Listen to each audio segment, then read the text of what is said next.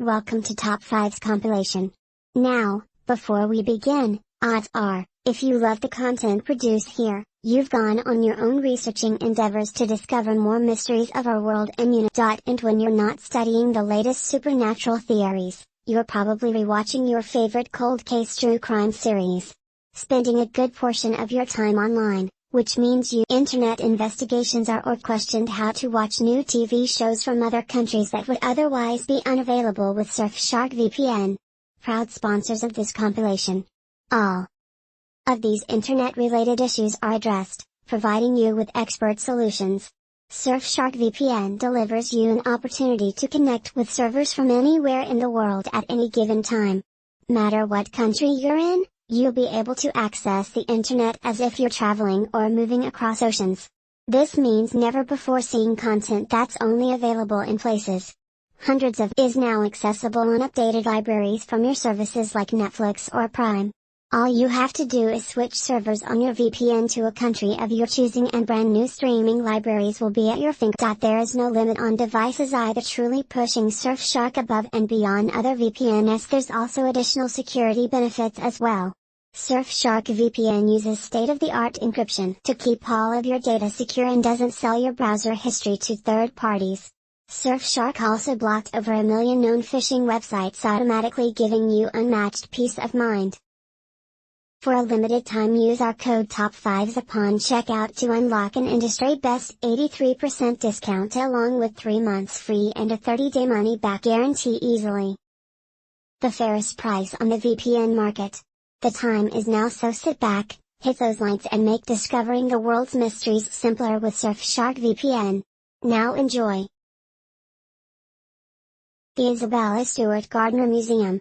The museum in Boston was the brainchild of Isabella Stewart Gardner, and after its completion, as well as being an art museum, Isabella also lived there. The museum is full of Isabella's private collection of priceless paintings, sculptures, tapestries, furniture, manuscripts, rare books and decorative arts.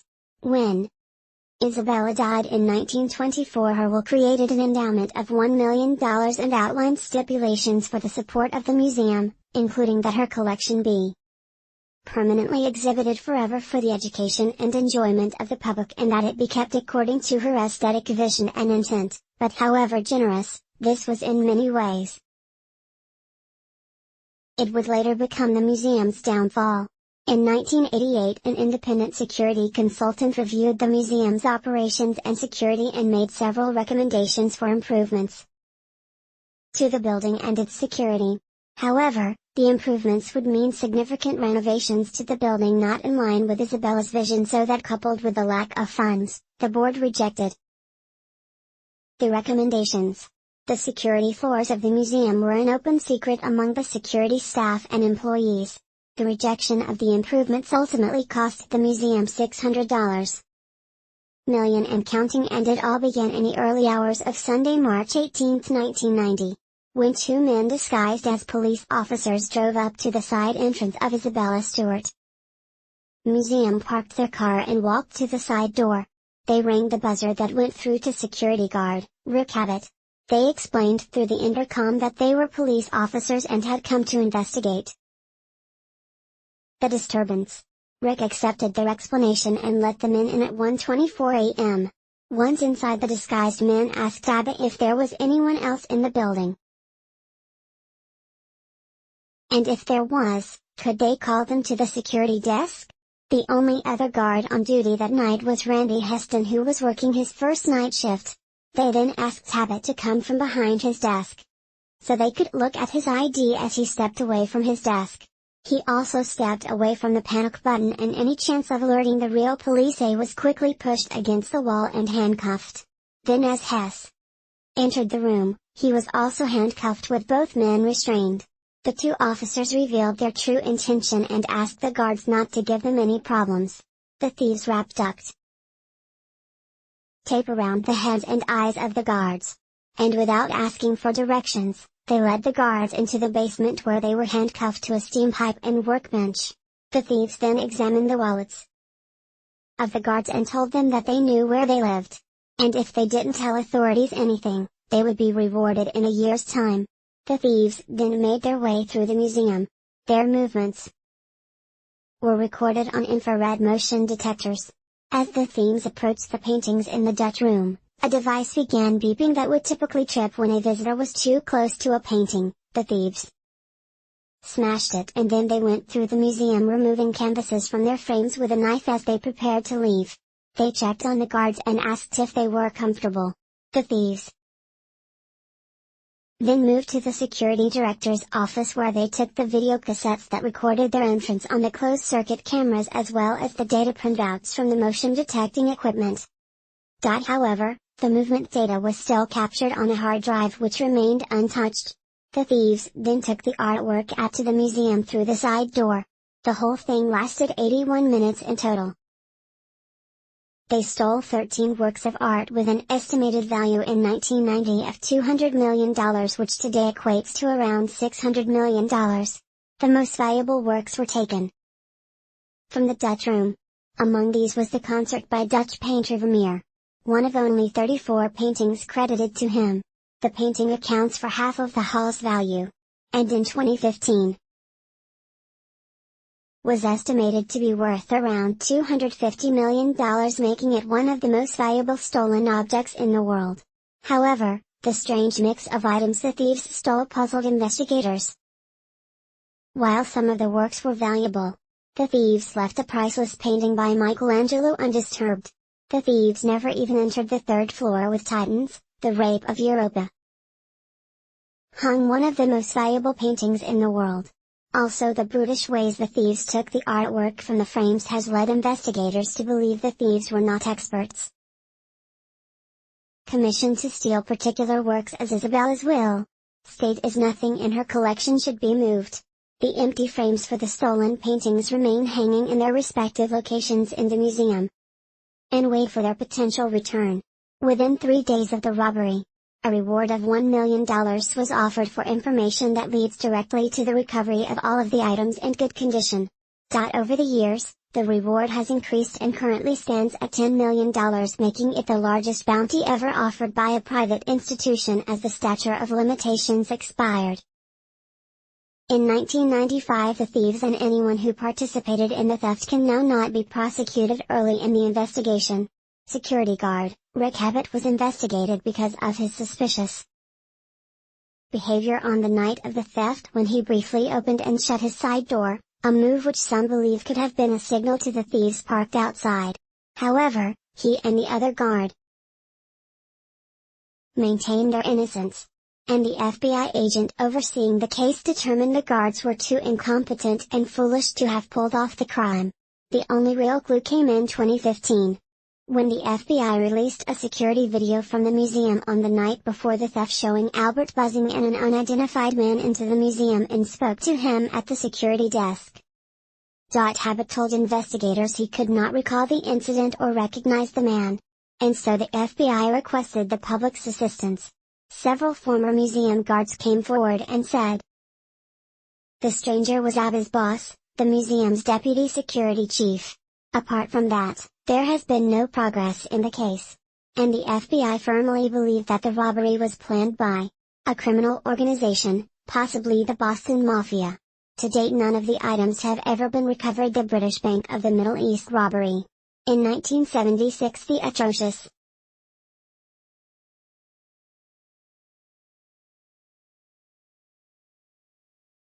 Lebanese civil war was at its peak and the capital was split into East and West Beirut. Each side of the combatants was holding one side of the ravaged city, forming a boundary line between them called the Green Line that stretched from north to south. In the midst of the Green Line lay Beirut's financial center, as did the British Bank of the Middle East that held deposits of around $300 million, or about $2 billion in today's market. Brazen thieves took advantage of the unrest and the continuous fighting around the bank's area and planned an audacious break-in in a military style operation. The perpetrators fired 60mm mortar shells at the combatants of both sides to ignite the battlefield and create the perfect distraction for their plans. The British Bank of the Middle East was located in Bab Idris and shared a war with the Catholic Church. The thieves knew this was a weak point and borrowed a hole through the church wall, gaining easy access into the bank. Around 4 hours after entering the bank, the 8 heavily armed men successfully created a second hole through the massive steel-reinforced bulb inside the bank, where all the valuables and money was stored.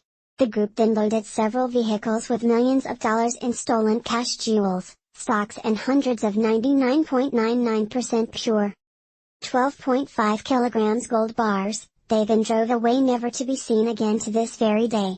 Not one of the perpetrators has been caught, and none of the bank's stolen assets have been recovered. According to Guinness World Records, the heist remains the world's biggest ever bank robbery. It was also one of the most controversial and obscure bank heists in the world, as there are few details due to the chaotic period in which it took place. Over the years, several different versions of the story have emerged, each pointing the finger at various groups and organizations, not just in Lebanon but around the world. The most popular theories are that either the Palestinian Liberation Organization or the elite British Special Air Service are responsible. However, there is no conclusive evidence to charge either of them. It's worth pointing out that whoever the gang were, they were experts gaining access to the bank's vault, using explosives without killing anyone or destroying the safe and its contents is not an easy feat. There is no way of knowing exactly how much was stolen, but estimates were between $20 and $50 million, or the equivalent of $133 to $332 million today. Others have exaggerated it to as much as $5 billion in today's terms. Whoever did it and whatever the loot was worth, the heist of Beirut's British Bank of the Middle East is undoubtedly one of the biggest, most successful unsolved bank heists in history. Bangladesh Bank cyber heist, sometime between the 4th and 5th of February. In 2016, 35 separate instructions totaling close to $1 billion were issued via the SWIFT network to transfer money to various accounts from the Federal Reserve Bank of New York belonging to Bangladesh Bank. 5 of the 35 fraudulent instructions were successful in transferring $101 million. The Federal Reserve Bank blocked the remaining transactions amounting to $850 million due to suspicions raised by a misspelled instruction. Of the 5 successful transfers, $20 million was traced to Sri Lanka and $81 million to the Philippines. The $20 million transfer to Sri Lanka was intended to be deposited in the Shala Foundation, a Sri Lanka-based private limited company. However, the hackers misspelled foundation in their request, spelling the word foundation. This spelling error alerted the routing bank Deutsche, and they put a halt to the transaction after seeking clarifications from Bangladesh Bank. All the funds were recovered. The money transferred to the Philippines was deposited in 5 separate accounts held at the Commercial Banking Corporation. The accounts were later found to be under fictitious identities. On February 8, 2016, Bangladesh Bank informed Resal Commercial Banking Corporation to stop the payments, refund the funds and freeze and put the funds on hold if they had already been transferred. But February 8 was a bank holiday in the Philippines, and by the time they received the message, a withdrawal amounting to about $58 million had already been processed to date. The $58 million has not been recovered. Investigations uncovered suspicious activities of the staff at the Resal Commercial Banking who had acted with lightning speed to launder the money out to the bank and into the gambling industry. The forensic investigation found out that malware was installed within the Bangladesh bank system sometime in January 2016 and gathered information on the bank's operational procedures for international payments and fund transfers. The investigation also linked the theft to an unsolved 2013 hacking incident at the bank where $250,000 was stolen by still unidentified hackers in a similar way, and have also been linked to as many as 11 other attacks. The FBI in the United States have revealed possible links between the government of North Korea and the theft, and believe some or all of the stolen funds may eventually have found their way to North Korea. To date, investigations are still ongoing, and so far Only a former manager at the Roselle Commercial Banking Corporation has been convicted in 2019. He was sentenced to 4 to 7 years imprisonment at the Philippine court for money laundering. The theft is one of the biggest in history and highlights the threat of cyber attacks to both government and private institutions by cybercriminals using real bank authorization codes to make orders look genuine. Northern Bank robbery. On the night of Sunday, December 19, 2004, groups of armed men arrived at the homes of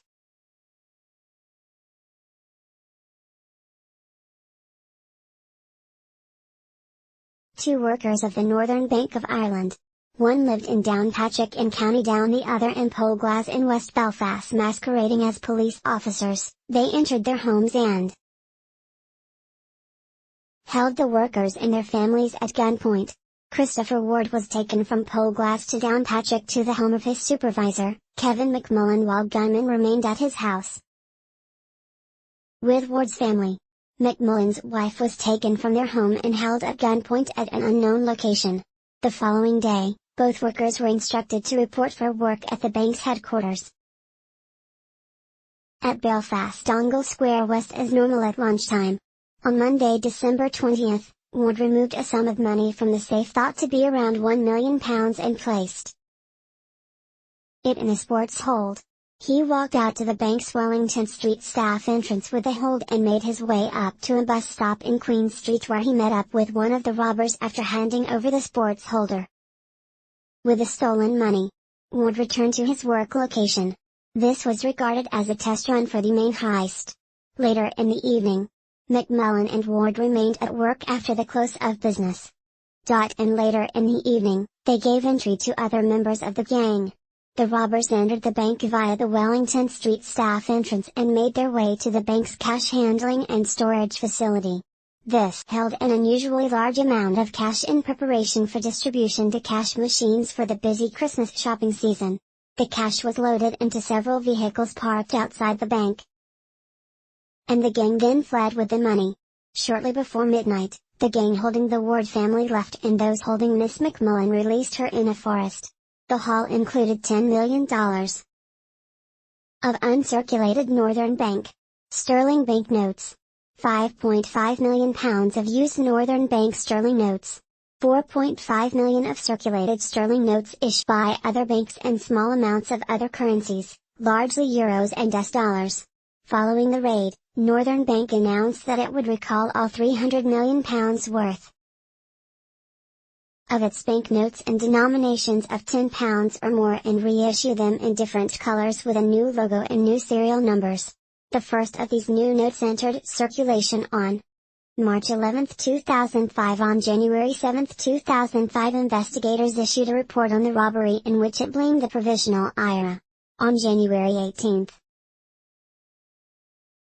2005, the Provisional IRA issued a two-line statement denying any involvement in the robbery. Over the years, several arrests have been made and there has been controversy over the police handling of the case and the way evidence was obtained. The only person convicted of any involvement was County Cork financial advisor Ted Cunningham, who was given a 5-year suspended sentence for laundering more than £3 million from the haul. Other charges against him were dropped after it was deemed an invite warrant had been used to search his house. The case against Northern Bank employee, Chris Ward, also collapsed in 2008 and he was cleared of all charges.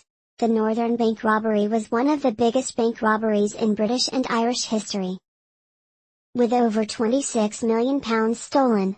The investigation is still ongoing but the case remains unsolved. Banco Central heist on Saturday, August 6, 2005.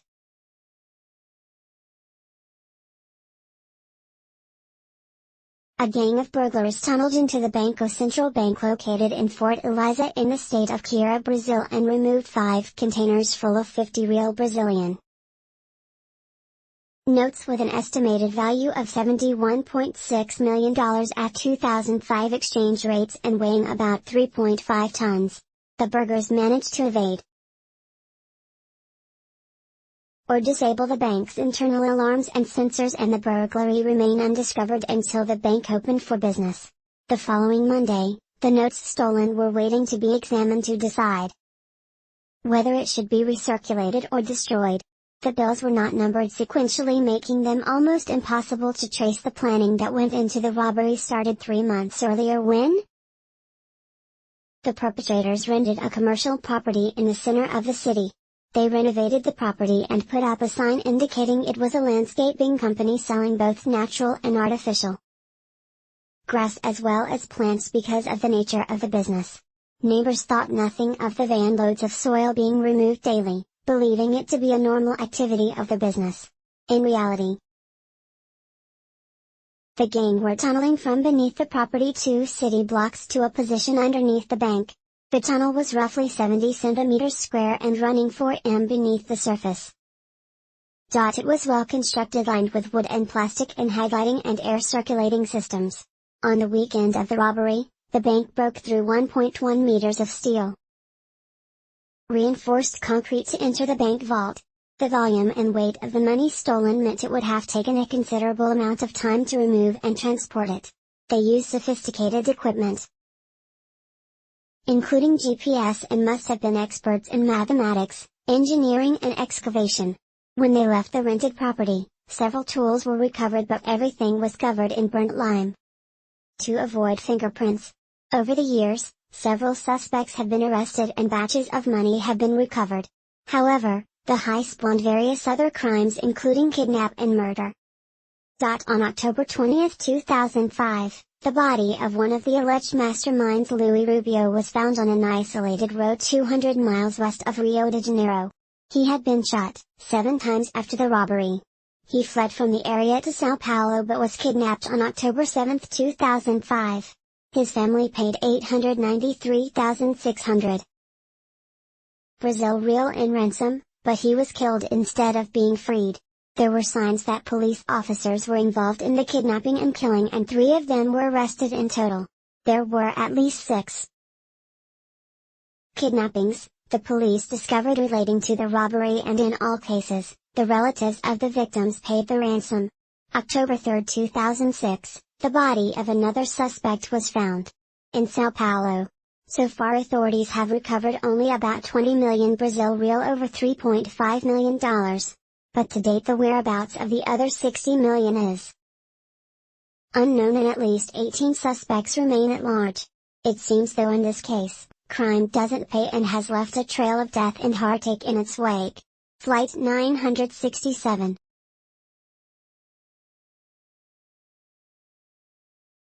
Vegai on the 30th of January 1979. Vegai Flight 967 departed Narita International Airport in Tokyo for a cargo flight to Rio de Janeiro International Airport in Brazil. On board were 6 flight crew, the captain, the first officer, 2 second officers and 2 flight engineers, as well as cargo of over 50 paintings by the Japanese Brazilian artist Minamo with an estimated worth of over $1 million. The paintings were being shipped back home to Mate's home in Brazil after an exhibition in Tokyo. The flight route plan included stops in Los Angeles, California, and Lima. The captain that day was Gilberto Araújo da Silva, who was considered a hero in France and Brazil. After in 1973, he landed Flight 820 in Onion Field south of Or after a fire broke out in a toilet by steering the stricken plane to a field. He avoided crashing into a populated area of Paris. And although 123 people lost their lives, the figure would have been far higher if it wasn't for the action taken by Gilberto. He was also a very experienced pilot with more than 23 hours flying time. Locked Flight 967 departed on time, and 20 minutes after takeoff, the crew contacted Narita Tower for a routine check-in, reporting that they were 500 kilometers from the coast, about 300 miles. The next call was expected about 40 minutes later but never came.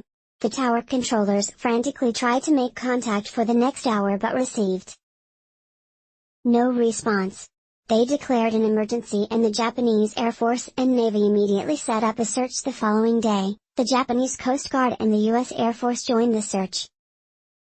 Aircraft and ships scoured the area for the next 8 days, trying to find any sign of the Boeing 707, but no wreckage or trace of the cargo and crew were ever found. At the time, The Brazilian media stated that it was the only commercial jet to have disappeared without leaving a single trace, with no distress message and no wreckage found. Speculation was rife, and many believed that the aircraft had been hijacked in order to steal the artwork. However, none of the paintings have ever resurfaced. Others believe that the aircraft had drifted into Soviet territory, was shot down just as Korean Airlines 902 had been just the year before. Either that or it was intercepted and forced to land in the Soviet Union, as rumors circulated that. As well as the paintings, the cargo included a dismantled MiG-25 that 3 years earlier had been flown into a Japanese airport by Soviet defector, Viktor Balan. At the time, the then U.S. President George H.W. Bush called the opportunity to examine the plane up close an intelligent bonanza for the West. Bale was later offered asylum by the U.S. It seems likely that the Soviet military would do almost anything to keep their powerful fighter jet out of American hands. However, it was later established, the MiG was not part of the cargo, or the Soviets wouldn't have known that at the time. Then of course, there were those that believed the aircraft had been abducted by aliens. The investigation into the disappearance of the plane, however, gave no credence to any of these theories, instead concluding the flight suffered an unexpected depressurization, causing the crew to lose consciousness about 30 minutes after takeoff, with the bone continuing on the same altitude and heading until it ran out of fuel and crashed somewhere in the Pacific Ocean. To date, that is where the story ends. There have been no updates and no further leads, and it's unlikely we will ever find out what happened to the flight and its crew. The stolen 727 on May 25, 2003. Shortly before sunset, aircraft mechanic Ben Padilla boarded a Boeing 727-223. With him was a helper. He had recently hired John Dan from the Republic of the Congo. The two had been working with Angle and mechanics to return the 720 to flight-ready status so they could reclaim it from a business deal gone bad. However, John was not a pilot and Ben had only a private pilot's license, and a 727 ordinarily requires 3 trained air crew. It would have been nearly impossible for just 2 men to have operated this kind of plane. There is speculation that a third unseen person may have hopped aboard as well, or was already in the aircraft. Whatever the situation, without receiving clearance, the aircraft began moving erratically down the runway at an airport in Angola. There was no communication with air traffic controllers before it took off without lights and headed southwest over the Atlantic Ocean and then disappeared. The 28-year-old plane had a bit of a checkered background. It was once owned by American Airlines, and was still partially decorated in the airline's signature metal look with red, white and blue library. But it had recently been sold to US company Aerospace Sales and Leasing and leased to TAAG Angola Airlines, reportedly to use in the diamond mines of West Africa. However, it failed to be used in over a year, and the airline racked up a reported $4 million bill in airport fees. Ben and John were hired to convert the aircraft to be used by another carrier, IRS Airlines. And when it took off, it had no seats and was carrying 10 500-gallon fuel tanks. It was a complete mystery why these 2 men would steal the plane, and it was thought there was more to it than simple theft. The FBI, CIA, State Department, and Homeland Security all frantically investigated the disappearance, and the search for the plane stretched worldwide. The disappearance was just 21 months after 9/11 and terrorism was suspected. Rumors started circulating that maybe the plane was stolen for insurance purposes by the owners, or that it had been stolen with the intent to make it available to the criminal fraternity, or it was indeed a deliberate terrorist attempt. The fact that the FBI got involved suggests they knew more than they were letting on. And Ben's family have fought to get the case reopened, as they believe the agency knows more than it will admit to. Over the years, there have been reported sightings of the plane, although they have never been verified. Then in early 2009, the wreckage of a 727 was abandoned in the Sahara Desert of Mali in West Africa. At first, it was believed that the Boeing must have crash landed there. but further investigation revealed that an ancient lake bed nearby had been converted into a makeshift airstrip and that the aircraft had been landed there before being deliberately set on fire. Inquiries about the origins of the plane were hampered by the fact that it had been marked with the registration of a Saudi airline. Although the real 727 without registration had been destroyed in an accident sometime before, an international criminal investigation linked it to the smuggling of huge amounts of cash and cocaine between Colombia, West Africa and Europe on its final journey. According to a UN crime agency, it was carrying some 10 tons of cocaine when it landed. It was met by 9 jeeps bearing false number plates that took its cargo for distribution across Europe, while the plane itself was destroyed by the smugglers. Now it's never been proved that this 727 was the stolen Angola one, and no trace of either John or Ben has ever been found. But given that it's very hard to steal and conceal a Boeing 727, the chances are that, seeing as this plane has been deliberately disguised, buried and destroyed, there is a strong possibility it's the same plane. But where Ben and John are is still a mystery, and there are still so many unanswered questions. Were they flying the plane? Was it hijacked? Was there a bomb on board? Did it crash over the ocean, or was it repainted and used somewhere else and ended up in the desert to date? There are no answers, and the case remains just as baffling as the day the 727 took off all those years ago. Northwest Orient.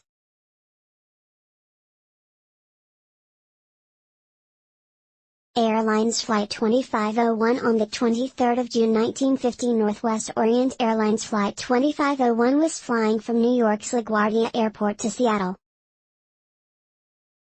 Washington when it disappeared into the night. Northwest Airlines COP was a U.S. airline which was founded in 1926 primarily to carry US mail. The aircraft for Flight 2501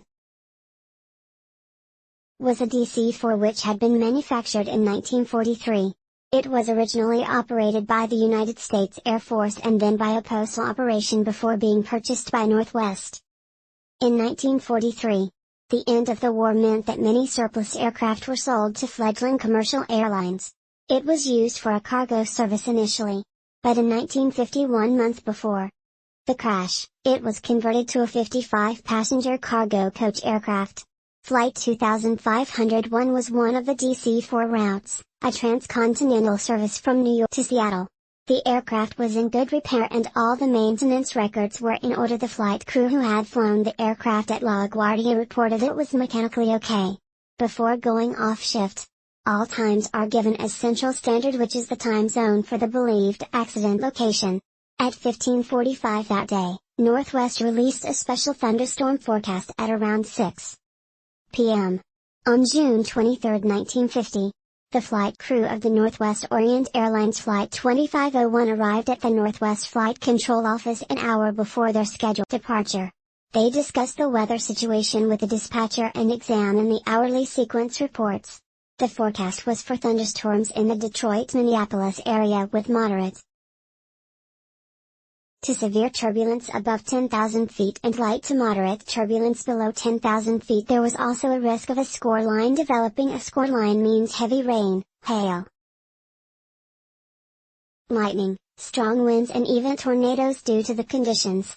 The captain and the dispatcher decided on a cruising altitude of 4,000 feet, which seems very low for a transcontinental flight.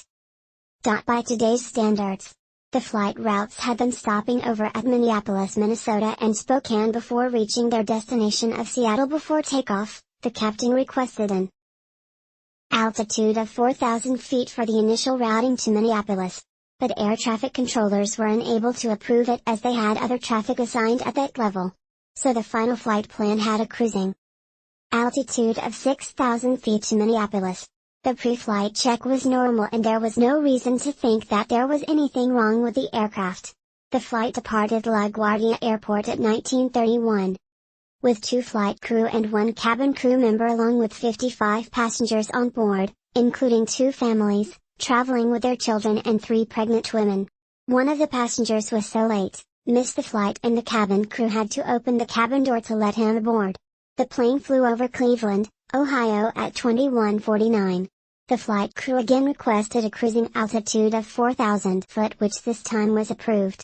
However, 40 minutes later, air traffic control asked them to descend to 3,500 feet as other planes were experiencing turbulence due to the condition. At 22:51, Flight 2501 was flying over Battle Creek at 3,500 feet and reported that they expected to be over Milwaukee at 37 minutes. Although the radio operator incorrectly copied this down as 27 minutes past 11 at 13 minutes past 11.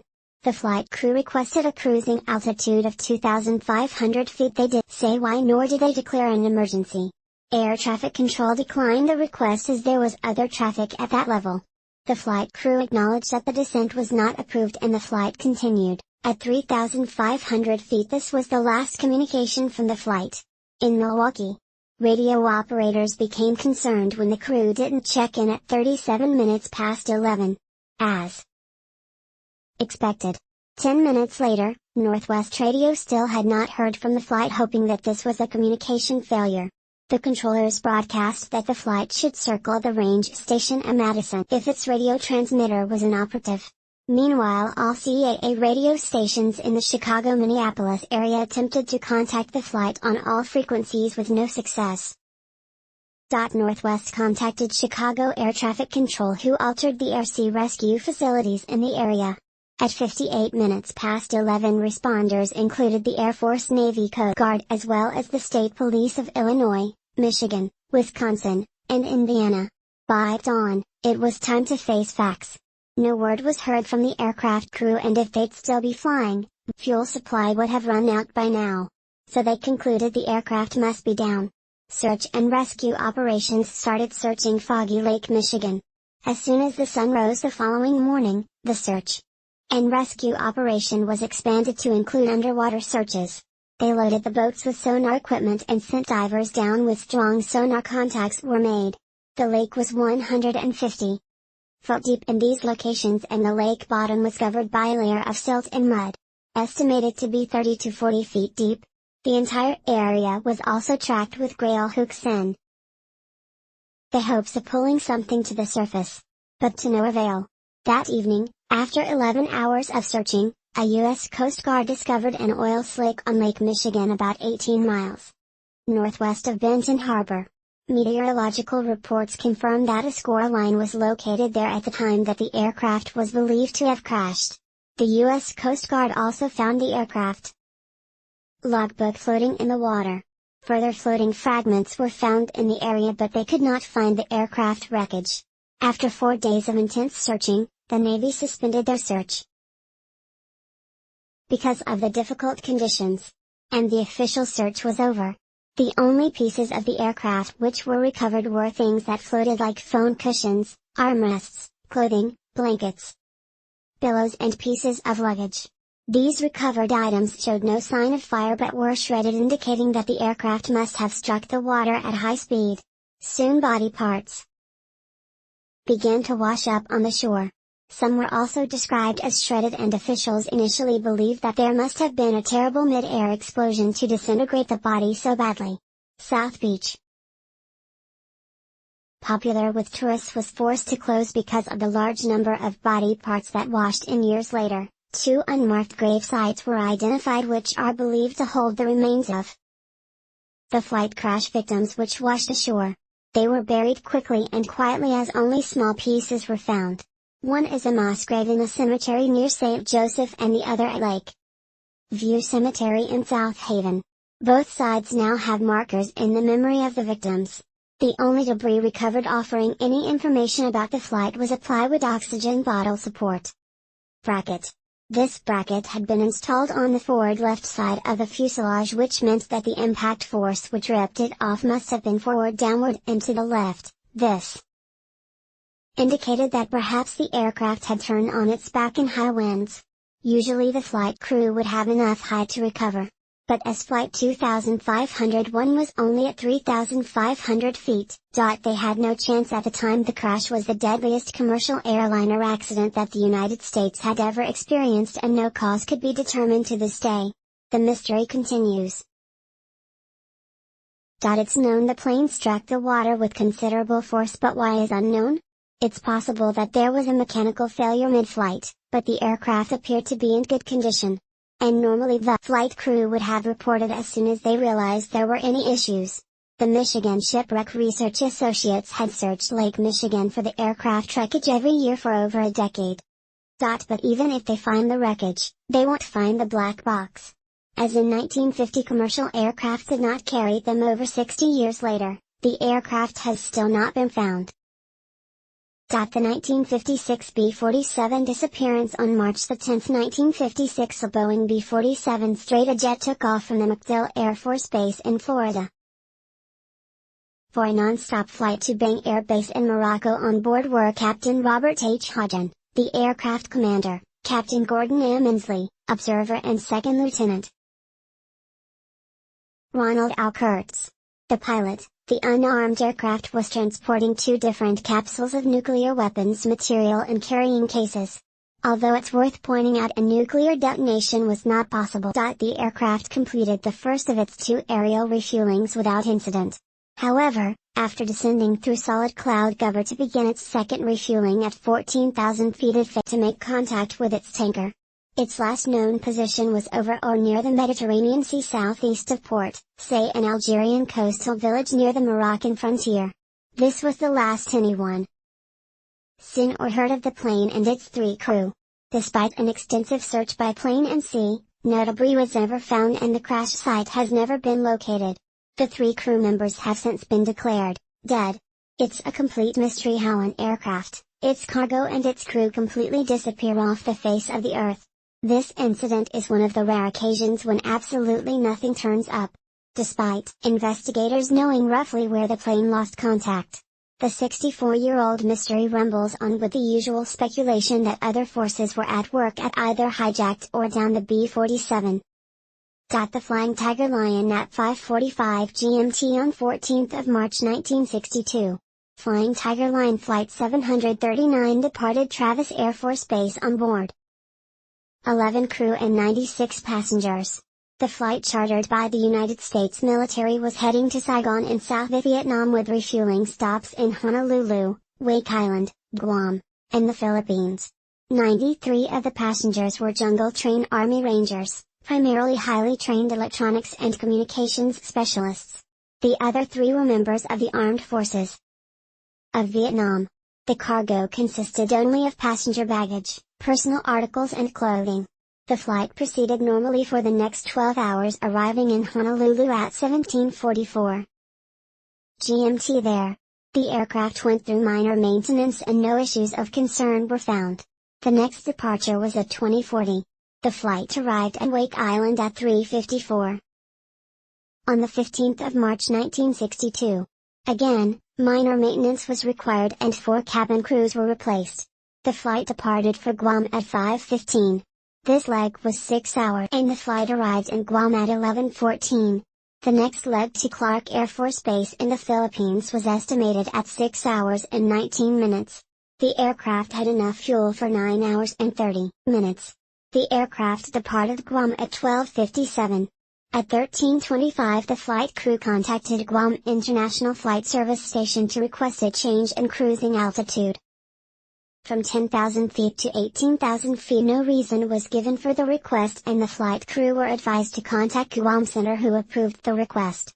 The last transmission from the aircraft took place at 14:22. The flight crew contacted Guam International Flight Service Station and reported cruising over the clouds at 18,000 feet. They expected to arrive at Clark Air Force Base at 19:16 and said that they had 18 hours and 12 minutes of fuel remaining.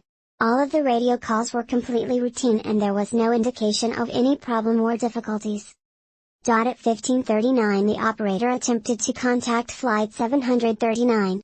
In order to receive the now overdue 15:30 position report, he was unable to establish radio at 16:33. After attempts to contact the aircraft had failed for over an hour, it was feared the aircraft was in danger and search and rescue operations were initiated from Guam and the Philippines at 22:27. By time the aircraft would have exhausted all of its fuel, Tiger Flying Line's Flight 739 and all of its occupants were declared lost. The fate of the aircraft was unknown. However, a call came in from a ship out at sea. The lookouts had seen a mid-air explosion at 15:30. They explained the explosion consisted of two pulses lasting 2 to 3 seconds. The crew believed they saw two flaming objects of equal brightness and size fall at different speeds into the sea. As they fell, a crew member noticed a small bright target on the ship's radar bearing 270 degrees at a range of 17 miles. The ship's captain ordered the ship to head to the target, and they searched the area for 5.5 hours but found no trace of wreckage or debris. At the time, the crew were unable to establish contact with the U.S. Navy radio stations at Manila or Guam and eventually decided that the explosion must have been some kind of military or naval exercise. The ship then broke off the search and resumed her course. The approximate location of the mid-air explosion was confirmed to coincide with the estimated position of the aircraft at that time. And coincidentally it was at the point when Flight 739 should have been radioing in for the next position report. The subsequent search of the site was one of the most extensive ever conducted. However, no trace of the aircraft or its occupants was ever found. No explanation for its loss could be established. And although the plane had had mechanical issues in the weeks leading up to the disappearance, they had been fixed and it was in good order. Many believe the aircraft may have been sabotaged. The investigation found that the flight line and ramp areas at Honolulu, Wake Island and Guam were not secure and anyone could enter and access non-military aircraft parked at the airfield specifically. And Guam, the last stop, the aircraft was left unattended in a dimly lit area for some time. Although the Flying Tiger line stated at the time that sabotage or kidnapping of Flight 739 was a possibility, they had no evidence to back up the theory.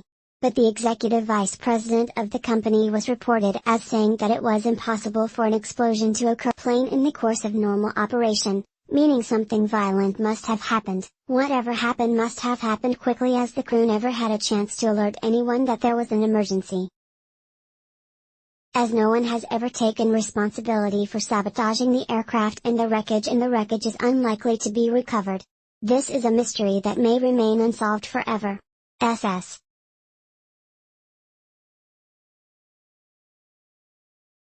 Pamo, the ghost ship of the Arctic Shima was a steel-hull 1,322-ton cargo steamer built in 1914 in Sweden. Since her construction and launch, she was used on trading routes between Hamburg and Sweden until the First World War began in August 1914. After the war, she was transferred to the United Kingdom as part of reparations for shipping losses and was acquired by the Hudson's Bay Company in 1921, who renamed her from Anger Manor to SS from her new base in Scotland. She completed 9 successful voyages along the north coast of Canada, visiting trading posts and collecting pelts. However, on October 1, 1931, at the end of a trading run unloaded with a cargo of fur, she became trapped in pack ice. The crew briefly abandoned the ship, traveling over a half-mile on ice to the town of Barrow to take shelter for 2 days. But by the time they returned, the ship had broken free. The crew reboarded. But shortly after the ship became ensigned again on the 15th of October, the Hudson's Bay Company sent aircraft to retrieve 22 of the crew. 15 of them remained behind intending to wait out the winter. They left the ship and constructed a wooden shelter some distance away.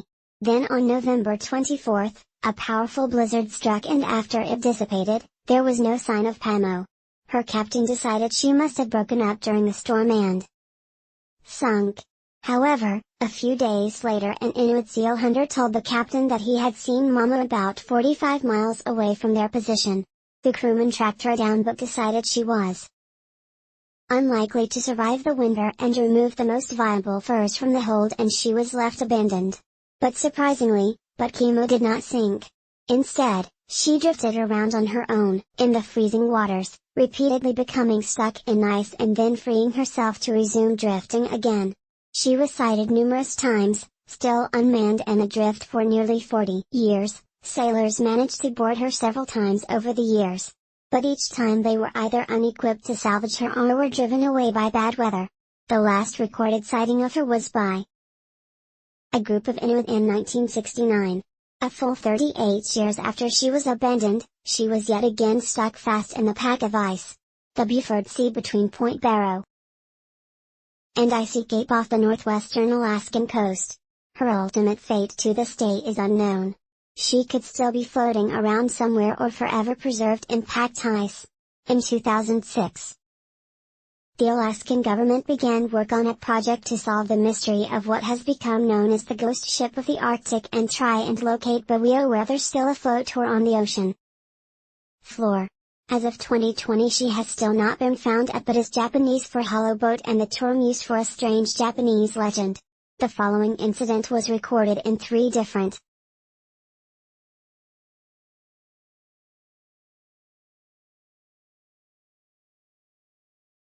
manuscripts, all written within a few years of the alleged event. The stories of the Garden of Rabbits, Diaries and Stories of Castaways and Peach Powder. All 3 refer to the same event with only the smallest variation in the description and outcome. On February 22, 1803, a group of fishermen from the Hitachi region of Japan spotted a boat floating in the Pacific Ocean close to the shore. The vessel was a hollowed-out capsule made of wood carved into the shape of an incense burner or a rice pit measuring about 3.3 meters high by 5.4 meters wide. The bottom of the boat was covered with copper plates that protected it from the treacherous rocks along the coastline. It also had glass windows that were held in place by wooden strips secured with resin. The fishermen decided to bring the boat ashore to investigate. Once at shore inside, they found inscriptions on the walls written in an unknown language. There was water, food, bedding and carpets along with a mysterious young woman. She was described as strange with red-eyed brows, aged about 18 or 20 years old. She was small, measuring around 1.5 meters with pale skin and red hair embellished with white extensions that appeared to be made of skin or finely cut fabric. The girl wore long garments made of an unknown fabric and in her hands, she held tightly to a light-colored box. The fishermen tried to communicate with her, but she spoke an unknown language and behaved in a bizarre way. She refused to let them touch the small box and guarded it jealously. The fishermen were so frightened and confused by what they had found and decided to put the girl back into the capsule and return it to the sea. When the locals heard the story, some suspected that she was the queen of a distant country who had been accused of adultery and exiled to sea. Others speculated that the little box might contain the head of her lover for years. The mystery of the Saraboon has passed through generations and interested historians, anthropologists, ethnologists and UFO enthusiasts alike. For some the story is just Japanese folklore and myth. But for others, the legend of the young woman is one of the earliest records of contact with beings from another planet. They compared the strange symbols found on the walls of the ship with those at other sites of supposed contact with extraterrestrials, and the shape of the hollow ship with flying sources. Whatever the explanation, the mystery endures and is firmly embedded in Japanese folklore. What do you think of this one? High aim. Number 6.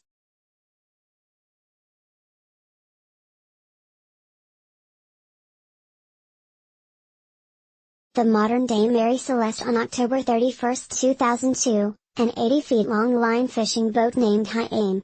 Number 6, left the port of Luo in southern Taiwan. The vessel was registered in Taiwan but flew under an Indonesian flag. 2 months later, on the 8th of January 2003, the Australian Navy came across the crewless vessel, drifting approximately 80 nautical miles east of Burleigh Shoals inside the Australian Exclusive Economic Zone. After boarding the boat, they found it was on full throttle, with the main gas tank dry, and there was no obvious reason for the abandonment. No signs of distress were found and the crew's personal effects remained on board, including 7 toothbrushes, a half carton of Marlboro cigarettes, a jar of coffee along with the captain's reading glasses. The crew members' clothes and documents were stored neatly where they should be. She had plenty of fuel and provisions and no sign of a struggle could be found, but the crew had vanished. Initial concerns that the ship had been carrying illegal immigrants were soon dismissed. When they discovered 10 tons of viable bonito tuna in the refrigerated hold, the High Aim 6 was towed to Broome where forensic examination was conducted and a search for the crew was commenced that spanned across 7,300 nautical miles, but no trace was found. The owner of the ship confirmed that he had last spoke with the captain in December. 2002 phone records indicate that over a week after the boat was discovered, local calls were still being made from Indonesia using the cell phone of the boat engineer. After checking the call records, the Taiwanese police deemed a mutiny was probable. However, the Indonesian police could only track down one member of the 10 believed to be involved. According to his declaration, members of the crew had killed the captain and the engineer on December 8 and then proceeded to go back to their homeland. But he never gave a clear explanation as to the motive and the details of the takeover. High Aim 6 sat beached on the sand beach of Broome for about a year, becoming a popular tourist attraction. Locals had hoped the ship would be dragged offshore and scuttled to be used as a dive wreck. But the ship was dismantled and transferred to a local landfill a year after his discovery. The whereabouts of the crew, the reason for the mutiny and the circumstances of the alleged murder still remain a complete mystery. Ghost ship Jenny. Now this next one is like something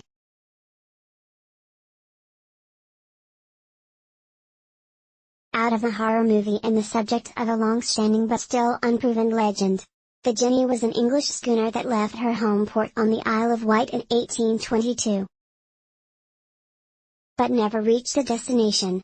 She was presumed lost at sea along with her crew. However, in September 1840, 18 years after her disappearance, Jenny was discovered by the whaling ship Hope, frozen in an ice barrier of the Drake Passage, a body of water between South America's Cape Horn, Chile and the southern Shetland Islands of Antarctica. Captain Brighton, the Hope's captain, ordered his crew to board the stricken Jenny, and what they found was horrific. The Antarctic cold had perfectly preserved all of the crew's bodies, and they were scattered around the ship like ice statues. The captain was frozen at his desk where an open log's last entry read May 4, 1823. No food for 71 days. I am the only one left alive. Captain Brighton received the ship's log that revealed her last port call was a location in Peru. Brighton took the log and intended to return it to the ship's owner, but no attempt was made to retrieve the bodies. The account of the horrific find didn't appear until many years later in 1862. In an anonymous article in an edition of Globus, a popular German geographical magazine, and questions have always been raised about how true the story is. Although there appears to be some truth in the tale, and a rock named the Jenny Buttress that overlooks Destruction Bay on the east side of King George Island in the South Shetland Islands was named in memory of the ship and her lost crew. What became of the ship and the bodies are unknown, and they could very well be preserved in ice somewhere in the Antarctic. A very creepy thought. Scientists successfully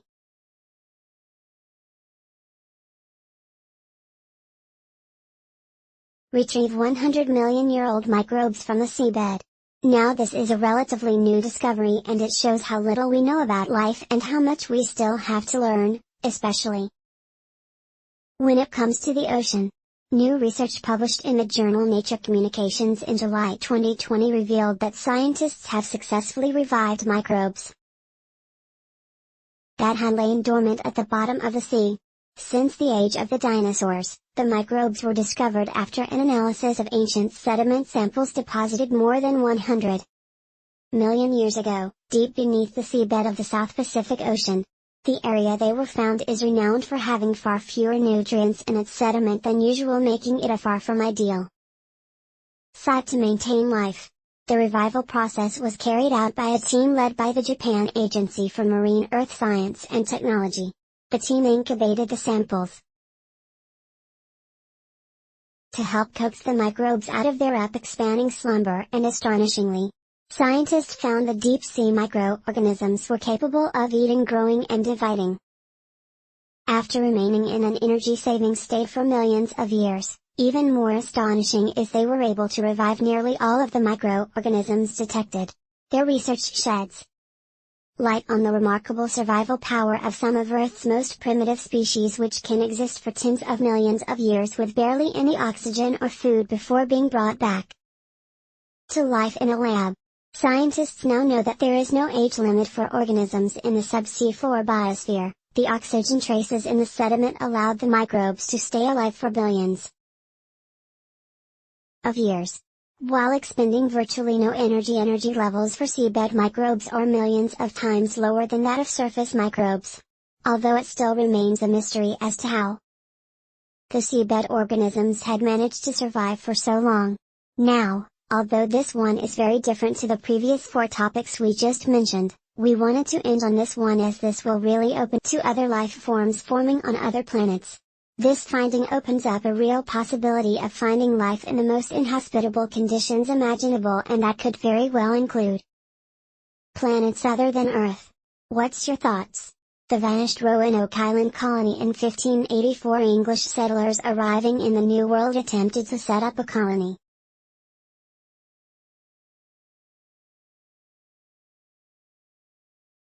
on Roanoke Island, North Carolina. However, after less than a year, they abandoned their plans due to severe weather, lack of supplies and poor relations with the indigenous people. 3 years later, they tried again.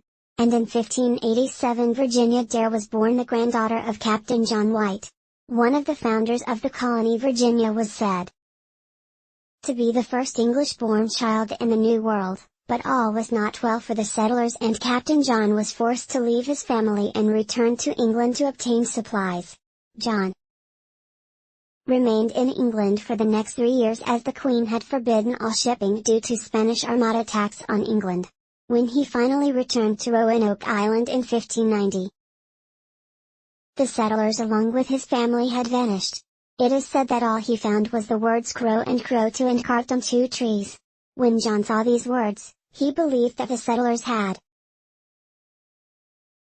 sought the help of the Croat Indians on the nearby Hater Island. He was however puzzled. As before he left for England, it had been decided by the group that should they move during his absence due to disaster or attack, a Maltese cross image would be left behind to indicate this. However, no such symbol was found. John knew the settlers had established good relations with the Croons, so it was plausible for him to assume that the colonists had gone there. Yet, due to the terrible weather conditions, White was unable to investigate the matter further and decided to go back to England instead, leaving behind the mysterious disappearance of the colony and his family. White's never returned to the New World and never heard from his family again to this day. Their fate and that of the other settlers is unknown. So what happened to them? One of the theories is that they managed to integrate themselves with the Croat people. This theory is backed up by historians who wrote of a tribe of North Carolina Indians who spoke English fluently, practiced Christianity and called themselves Croton Indians. Also, there were between 20 and 30 English surnames from the Roanoke settlers found in the Croton tribe, suggesting that integration between the two peoples had happened. But by the early 17th century, the Croons had become extinct. But their direct descendants of the Lum who still exist today appear to have prominent European features. By 1650 the Lum had migrated and settled in Robson County. Although the intermarriage between the Croons and the missing English settlers is the most popular explanation for the origins of the Lum, it is not accepted by all. Some believe that a darker fate befell the settlers. Many believe cannibalism by local tribes was responsible for their disappearance, and this accounts for the lack of human remains found at the site. Others suggest the settlers died of disease or starvation, or that they perished at sea or desperately trying to return to England. Then in 1937 Louis Hammond, a California tourist, found a stone by the east bank of the Chowan River in Chowan County, North Carolina. The stone weighed around 21 pounds and was covered in markings that Hal couldn't decipher. He took it to Emory University asking for help to interpret the markings. The inscription was interpreted as a message from Eleanor White Dare Jones' daughter and mother of Virginia. It appeared to be an update to her father. This is their interpretation after the find. A group of Emory professors traveled with Hammond to the site where he claimed to have discovered the stone.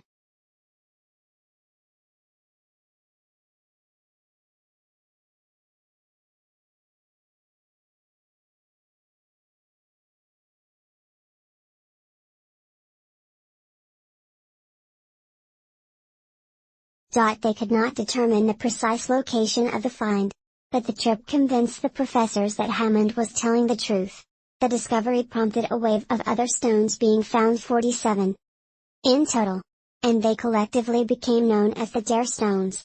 The stones were inscribed with messages supposedly written by members of the lost Roanoke colony. The stones created a media circus in the United States as the public became fascinated with the possible resolution of the lost colony's fate. However, the 47 stones found after Hammond's discovery were of a markedly different style and were eventually connected to a Georgia stonecutter and discredited by 1941 scholars, and the press had dismissed all of the Dare stones as hoaxes.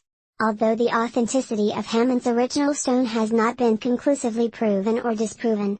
And recently researchers have taken another look at the first Ayr stone, declaring if it's real, it's the most significant artifact in American history of early European settlement.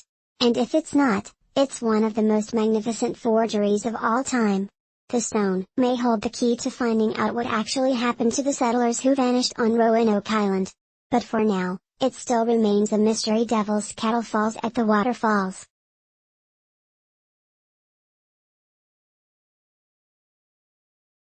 Along Lake Superior's north shore, a river forks at a rock outcropping while one side tumbles down a two-step stone embankment and continues on like a typical waterfall. The other side vanishes into a deep hole and disappears. The spot is known as the Devil's Kettle, located in Judge C.R. Magny State Park in the U.S. state of Minnesota. Where the water goes when it flows into the gigantic hole has baffled tourists and geologists for generations. Park visitors and curious minds have tested different theories as to where the water ends up by dropping sticks, colored ping pong balls, GPS devices and other objects into the hole without ever seeing them resurface downstream. Other reports have circulated, including a young man who rappelled 26 feet into the hole. Stories like that led to speculation that the waterfall must have a separate unknown outlet into Lake Superior, or that the water plunges deep into the Earth's crust. One thing is for sure, it is no doubt impressive. For years where all that water went was a mystery. However, in February,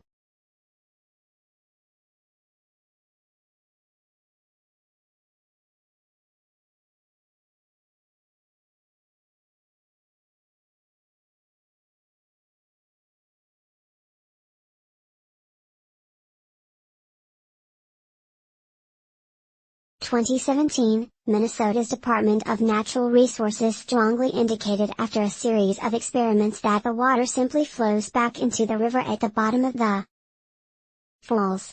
But if it's really that simple, why has nothing ever been recovered in any of the ping pong ball experiments or anything else that has been dropped into the hole?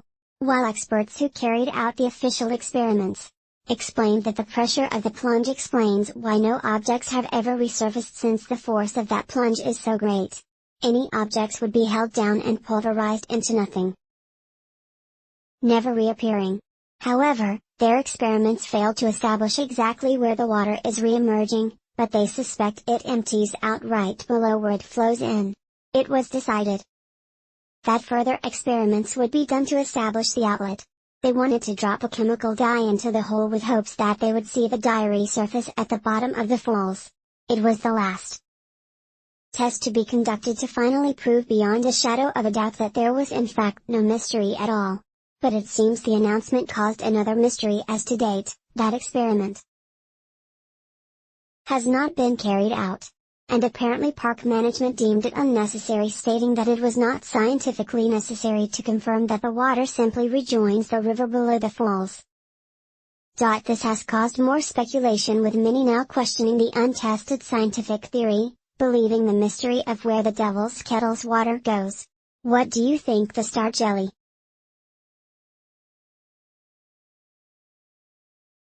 A star jelly are blobs of gelatinous substance that appear on the ground, generally in rural areas. The blobs have been observed in a variety of translucent colors ranging from white to luminous yellow. They are usually quite small, although large masses have been reported. The goo often evaporates shortly after appearing. But what are they? And where do they come from? Folklore suggests that the jelly falls from the stars during meteor showers. Others believe they are a kind of fungus. Some of the more bizarre theories are that they are a communication method from the dead. Something excreted by aliens or a part of a government conspiracy to poison us. But in reality, no one knows what the mysterious substance is. The first recorded mention of the jelly was in the 14th century, when it was suggested it could be used to treat abscesses. It was also around this time that its name evolved from a star which has fallen to star slime. Then finally to star jelly in Mexico. Locals even refer to it as moon excrement. In 1979, Fate magazine claimed they had solved the mystery of the gooey substance, saying it consisted of extraterrestrial cellular or organic matter which exists as prostellar molecular clouds. However, this claim has widely been dismissed as it's very unlikely that the jelly comes from clouds. Even the closest molecule cloud to Earth, the tallest molecule cloud, is 430 light-years away. Besides, most of the material in these clouds consists of gases and dust, not jelly-like goo. It is also unlikely that the substance comes from meteors, aka falling stars, as meteors rarely make it to the ground as they burn up in our atmosphere. Even if they did have a jelly element, it would never make it to the ground. Additionally, although it's assumed it falls from the sky, there are no account of anyone witnessing it. They just report finding the jelly in the morning after a meteor shower. A more plausible idea is that the gelatinous substance could be the remains of frogs, toads, worms, or other creatures, perhaps after a predator has spit them out. Another theory is that the substance is actually a type of algae. The blue algae, for example, forms colonies made up of cells in a gelatinous sheath. It's hard to see on the ground, but once it trains, it swells up. Another suggestion is it's connected to female amphibian reproduction. The spawn is held in a substance known as glycoprotein, which is stored in the female's body. But if the animal is attacked by a predator or scared, it will quite naturally drop its spawn and the associated glycoprotein. The glycoprotein is designed to swell on contact with water or dewy ground, much like the algae mentioned earlier. However, no frog's span has ever approached the size of some reported cases of star jelly. There is one problem with this theory. However, when the jelly was tested, it was concluded that the specimen did not contain any DNA, plant or animal. So it's unlikely that this substance has a connection with the animal or plant life in question. Although it's worth pointing out that this was just one sample, slime mold is another possibility. They can appear suddenly, exhibit a very gelatinous appearance at first and later change to a dust-like form which is dispersed by rain and wind. The colors range from striking pure white to pink, purple, bright yellow, orange and brown depending on the species. However, ultimately, no one really knows what causes star jelly, as it doesn't hang around long enough to be properly studied. So for now, this one is unsolved and still up for debate. If you ever see a blob of strange jelly-like goo on your morning walk, it's probably best to leave it alone when nature tricked us for years. Now,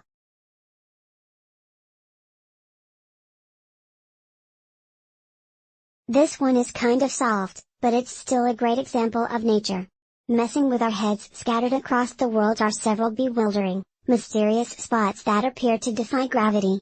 Places where cars seem to drift uphill and cyclists struggle to push themselves downhill. They seem to defy the laws of physics. These bizarre areas are known as gravity hills and can be found in the US, the UK, Australia, Brazil, Italy, and Canada, one of which my wife and I visited ourselves during a trip to Canada. Many have become tourist attractions with people flocking to the area to experience the phenomena for themselves. Of course, these areas have spawned all sorts of rumors over the years, from unknown forces pulling you upwards to witchcraft and giant magnets buried in the countryside. However, there is an explanation for this bizarre phenomena, and it appears that it is nature getting the last laugh. It turns out they are just optical illusions. An illusion is so good, it can be impossible to believe with your own eyes. And you would need the proper equipment to prove it. If you get surveying equipment, GPS markers to measure the difference between the top of the slope and the bottom, you'll realize that everything is actually in reverse. The hills are sloped in a way that gives you the effect that you're going uphill, but you are actually going downhill, even though your brain gives you the impression that you're going uphill. According to psychologists, it's all about the horizon. Either it's obscured in areas with gravity hills, so we don't have a proper point of reference, or the horizon is there, but it obscures how the hill slopes in relation to the rest of the landscape. Of course, not everyone accepts the scientific explanation as if you are on a gravity hill. It's hard to believe. For example, there is a gravity hill in Lake Wales, Florida, known as Spooky Hill, where a sign is displayed that tells the story of a great battle between a giant alligator and a Native American chief. The lake was formed at the site by the ghost of one of them, which is said to be the cause of the gravity hill. Here, you are actually encouraged to try out the gravity-defying hill for yourself. Many of the gravity hills around the world have been utilized as tourist attractions, some with fanciful tales attached to them to attract more visitors. But in reality, they are just a confusion of the brain caused by Mother Nature herself. 17 tiny coffins. In early July,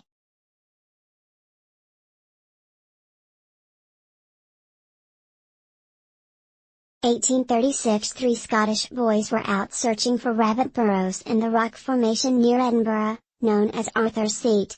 The boys came across some thin sheets of slate that appeared to have been placed over a rock alcove. When they removed the slate, it revealed 17 tiny coffins, each 3 or 4 inches long. There were 2 tiers of 8 coffins each, and a third one with just 1 coffin. Not realizing their significance, the boys started hurling the tiny boxes at each other, damaging many of them.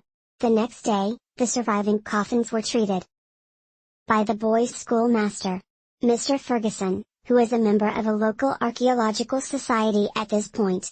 The coffins were still unopened, so Mr. Ferguson took them home in a bag, and that evening, he settled down in his kitchen and began to pry the lids open with a knife.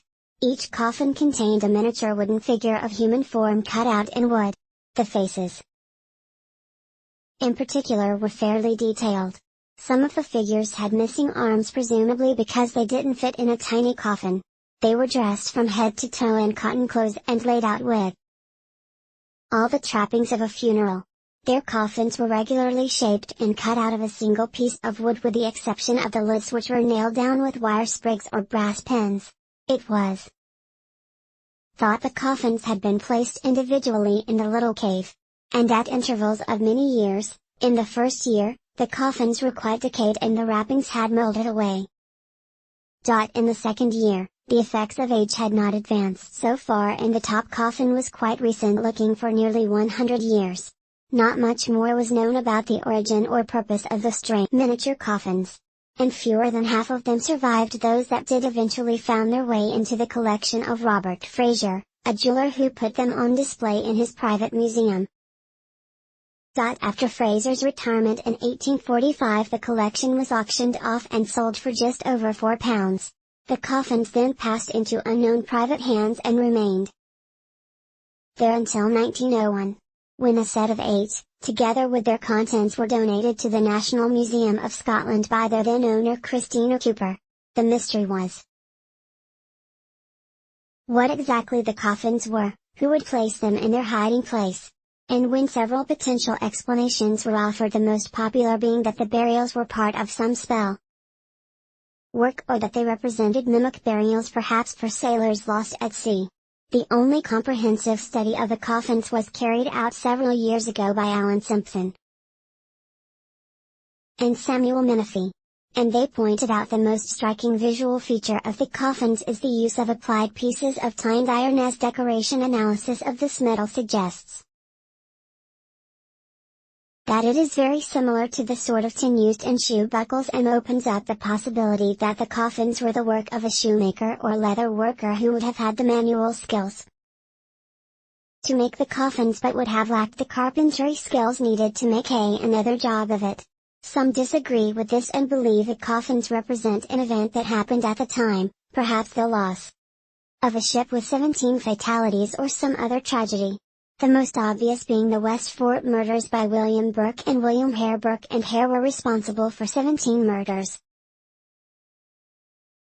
in Edinburgh during the late 1820s. And it would not be unreasonable for somebody in the absence of the 17 dissected bodies to wish to atone the dead, the majority of whom were murdered in atrocious circumstances, with a form of burial to let their spirits at rest. The most credible theory is that they were made by someone who knew Burke and Hare, and so had a strong motive to make amends for their crimes. Suggestions that Burke may be responsible for burying the coffins in an act of remorse seems unlikely, as both murderers were arrested almost immediately after committing their 17th killing, leaving little or no time for any burial to be made. A DNA sample for Burke has been obtained from the murderous skeleton, which is preserved at Edinburgh University, but no traces of DNA could be recovered from the buried figurines. Another objection to this is that no fewer than 12 of Hare's victims were female. Yet the cloth bodies found in the coffins appear to be dressed in male clothing. We think this is one mystery that will never be solved, but the story behind it is fascinating. Puka Castle in the Czech Republic.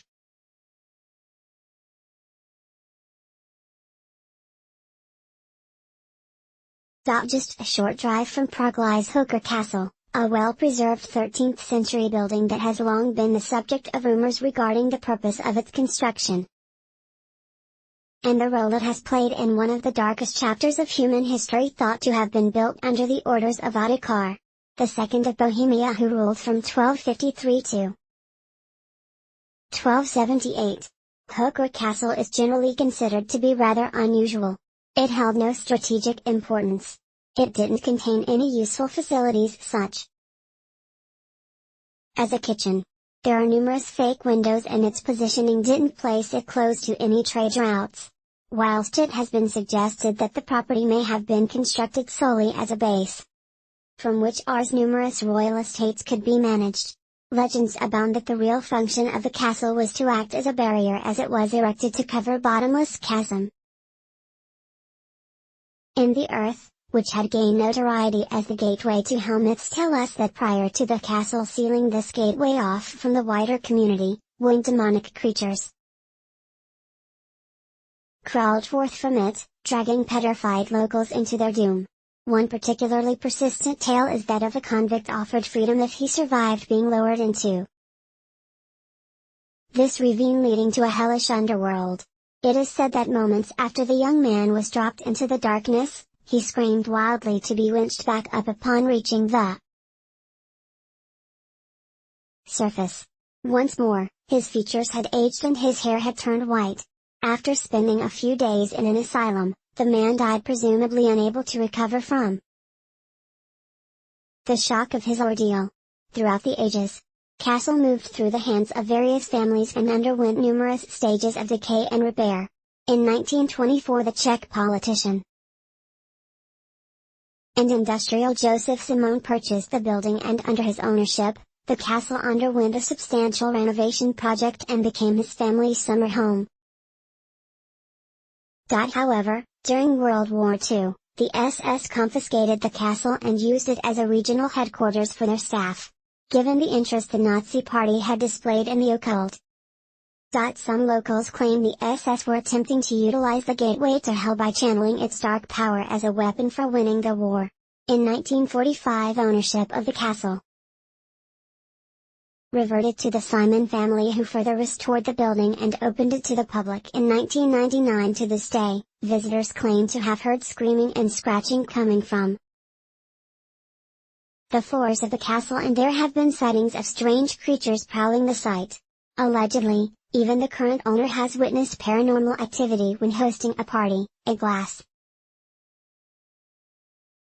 purportedly began to levitate, much the horrified fascination of his guests.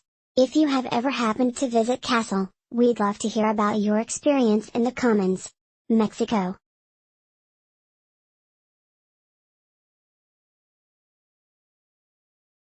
Less than 30 miles or 50 kilometers from the commotion of Mexico City lies a huge ancient Mesoamerican city whose origins and the purpose of some of the artifacts found there are shrouded in mystery, predating the Aztec era by some 1,000 years.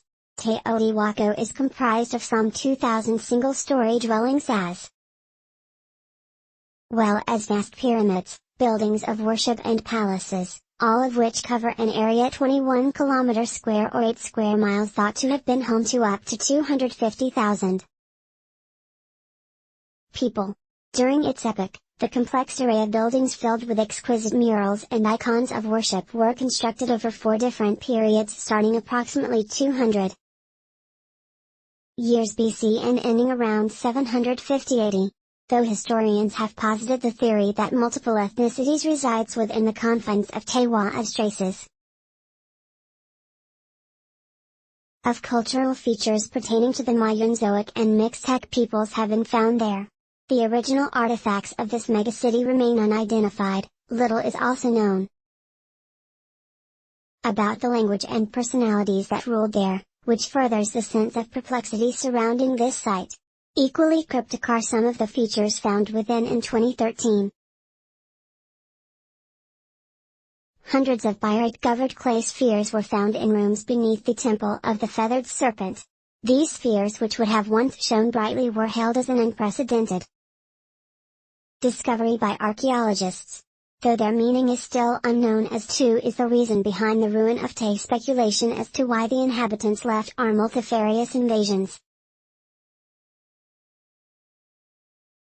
from outsiders, internal civil unrest, natural disaster and climate change are amongst the most likely theories. A place of worship and human sacrifice home to a sophisticated civilization.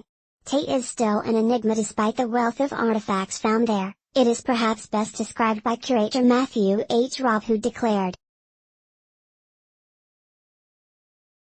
that Tay both attracts and resists interpretation, and set in the wilderness of Tuva, southern Siberia, and dominating an island within Lake Tyrol stands a ruin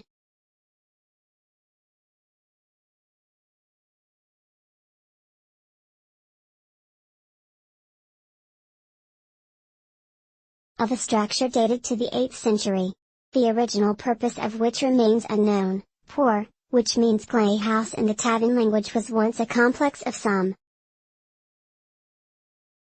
30 buildings laid out over an area of 8 acres covering almost all the permafrost highland.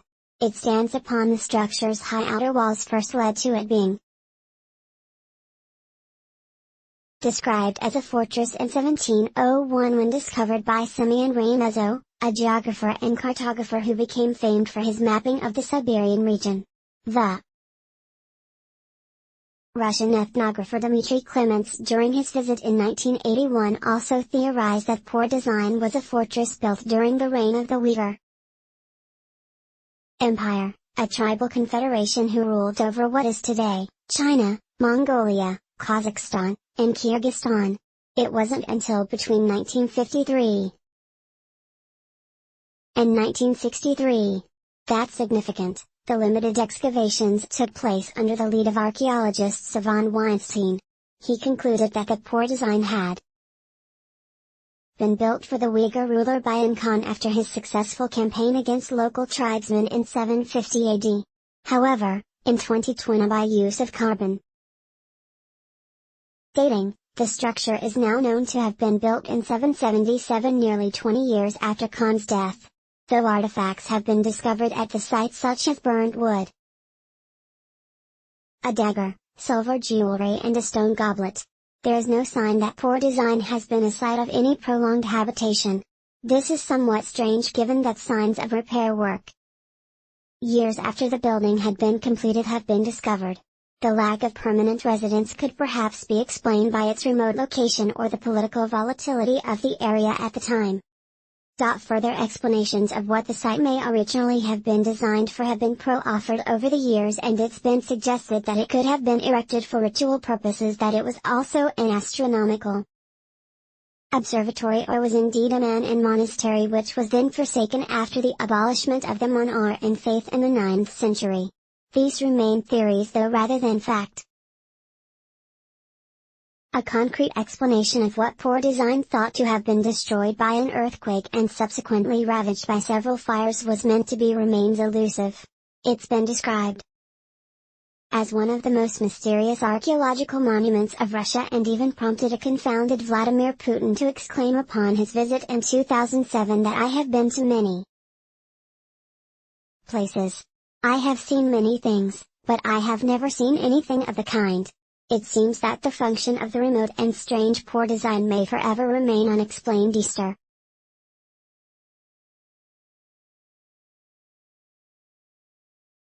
Island. As you may remember, we've briefly discussed Easter Island before, but it's simply too fascinating to omit from the list. The isolated island's located 3,500 kilometers west or 2,200 miles of Chile is renowned for its impressive monolithic statues known as moai, of which there are nearly 1,000 spread over the land.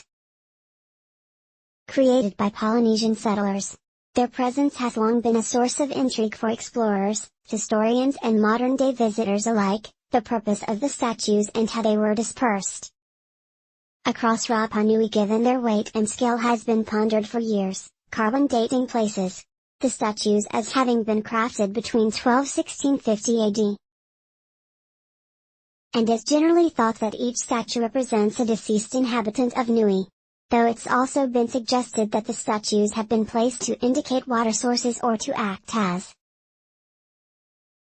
a source of protection for the island and its residents. Given that the average height of the figures is 13 feet or nearly 4 m tall and weigh 14 tons or 12,700 kg, it's easy to imagine that transporting them across the rugged landscape must have been a difficult task, lending a further sense of awe and mystery to this remote isle. Experts have claimed to have demystified some aspects of Rapa Nui. It has been proposed that the moa could have been attached to a Y-shaped frame tied to the neck of the figure and dragged into place, a process that could require less than 200 men. Likewise, they could have been walked to their destination by means of men tugging at numerous ropes bound by the statue. Further intriguing aspects about the Rapa Nui, such as the reason for the downfall of its civilization, have been answered by an assortment of explanations, including ecological disaster, civil conflict, and the result of European contact, including slavery and the spreading of diseases such as smallpox and TB, resulting in a huge demise of the native population in the 18th and 19th centuries. In 1722, when the Dutch explorer Jacob Roger became the first European recorded to set foot on Easter Island. The population was understood to have been between 5,000 by 1877. Sadly, this number had dwindled to 111, despite experts theorizing about the history and culture of this unique island due to there being no written history and only a small amount of oral history passed down to the generations. The meaning and purpose of the moai and the exact history of the land, including its indigenous peoples, may never be completely known. Lake Michigan Triangle, much like the renowned Bermuda Triangle, there is an area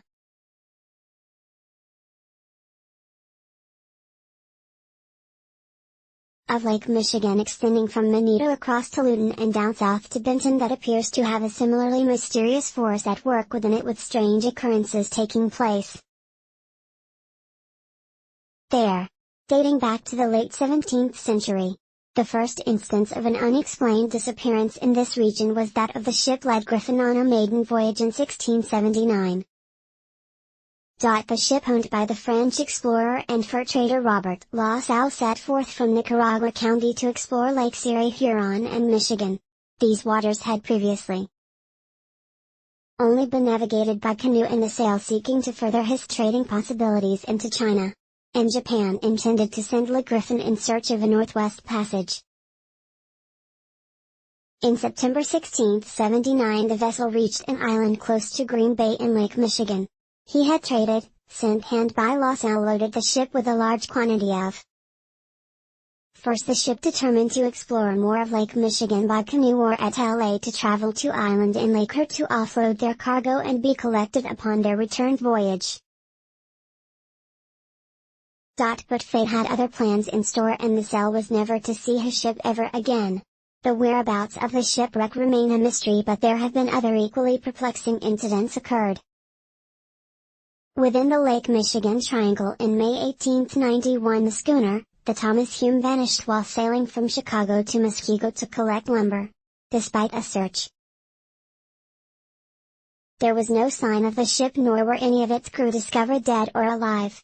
Though the owners offered a large reward for any information on their missing vessel, no one was able to assist. It wasn't until 2008 that a wreckage almost completely intact and wonderfully preserved was identified with near certainty as the Thomas Hume. What caused her to sink has still not been determined. Another schooner, the Rossable, was discovered capsized some 40 miles from Milwaukee. In 1921 it had collected timber from Hire Island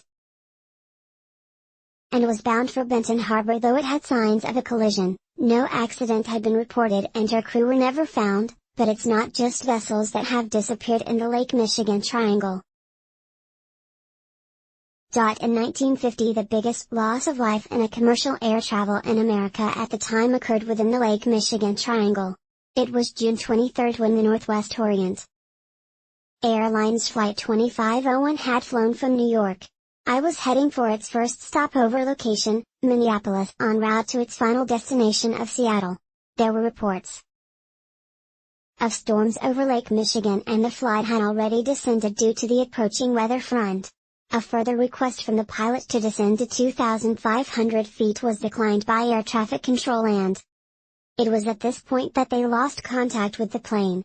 It was 18 miles northwest of Benton Harbor. A search was launched when it became apparent that the plane, which had 58 people on board, had crashed into the lake. The debris and some body parts were discovered.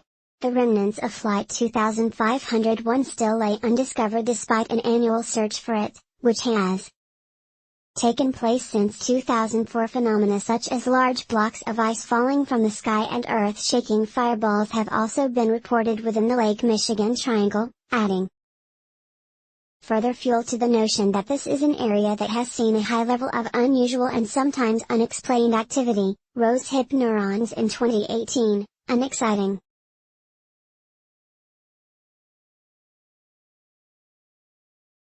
New announcement was made about a previously undiscovered cell in the human brain. The new cell was named the rosehip neuron because of its likeness and shape to the fruit of rose bushes. The discovery of these new brain cells was first noticed a few years previous in two separate labs, one in Hungary and one in Seattle. And when they realized they were both investigating the same neuron, they decided to collaborate on a study using two brains donated to science from deceased men in their mid-50s. The labs used various techniques to study the neurons. The Hungarian team examined the neurons' shape and electrical properties, while the Seattle team looked at the genetics. They found that these new neurons are different from other neurons. They are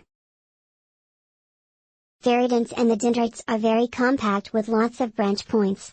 Interestingly, this type of neuron only exists in humans, which probably explains why it took so long to discover them.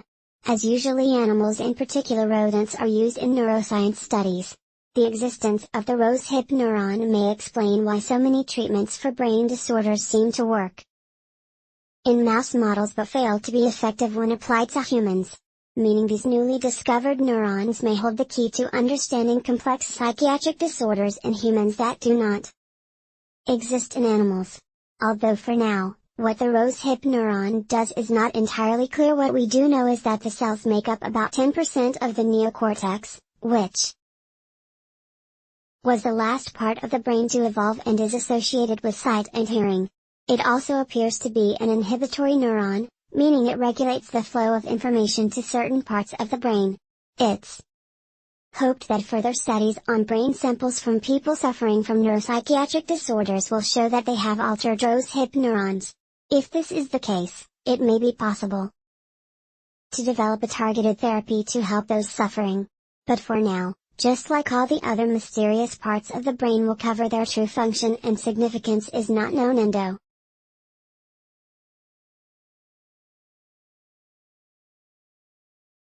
Raster form nucleus.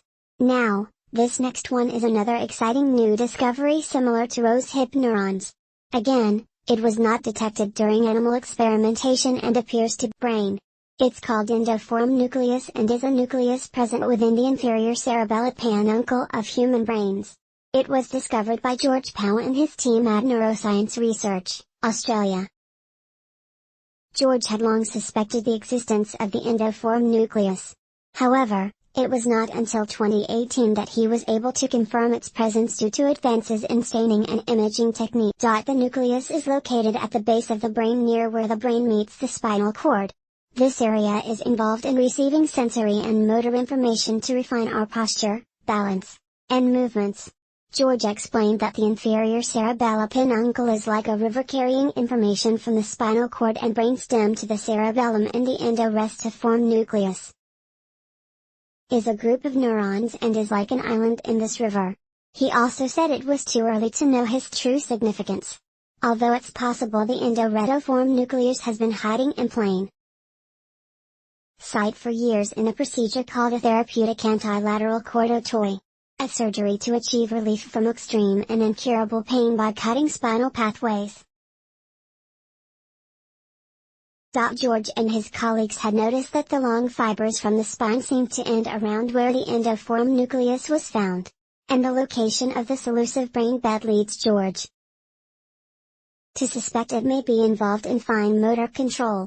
His theory is backed up by the fact that this structure has yet to be identified in test animals such as marmosets or monkeys, and may explain why humans have the dexterity to play instruments and perform intricate operations, whereas chimpanzees do not, indicating the endorestiform nucleus may be another unique feature in a human's nervous system. In order to discover what function the endoform nucleus might serve, we may have to wait for higher resolution MRIs capable of studying it in a living person. Comparing the normal brain studies for the atlas with those from people with known abnormalities might also lead to some insights. At the moment, it's impossible to know what implications this discovery of endoform nucleus had for neurological or psychiatric disease in the future. But investigations into the functionality of this nucleus in the coming years will be key in answering these questions. The posterior cingulate cortex. This part of the brain is one of the least well understood regions of the cortex. The posterior cingulate cortex, or PCC4, short, is known as the dark energy of the brain, as it consumes more calories than any other part of the brain, indicating it works very hard. However, no one is quite sure what it does. Even trying to study PCC is challenging because it does not function well as a test subject. For example, if you put a person into a brain scanner and ask them to do a task, any task, the PCC turns off, that is, its neurons stop firing. Then during the delay between tasks, it turns on again, only to turn off again when the task restarts. It is also a part of the brain that is rarely targeted by diseases like strokes that create lesions. So it's hard to guess what happens when a PCC is compromised or damaged. It is, however, thought PCC is linked to emotions, memory, consciousness, attentional control, planning and retrospection. Although others have suggested that it governs mind wandering or daydreaming, meaning it becomes active and consumes large amounts of energy when we are awake, but not really focused on anything in particular. However, it has shown abnormalities in connection with Alzheimer's, schizophrenia and depression, which may suggest it plays a vital role in focusing attention and arousal. But all these are just theories, and in reality, neuroscientists cannot conclusively say what this elusive energy-consuming part of our brain is really there for. The mystery of memories. Our brain is like a computer's hard drive. It continually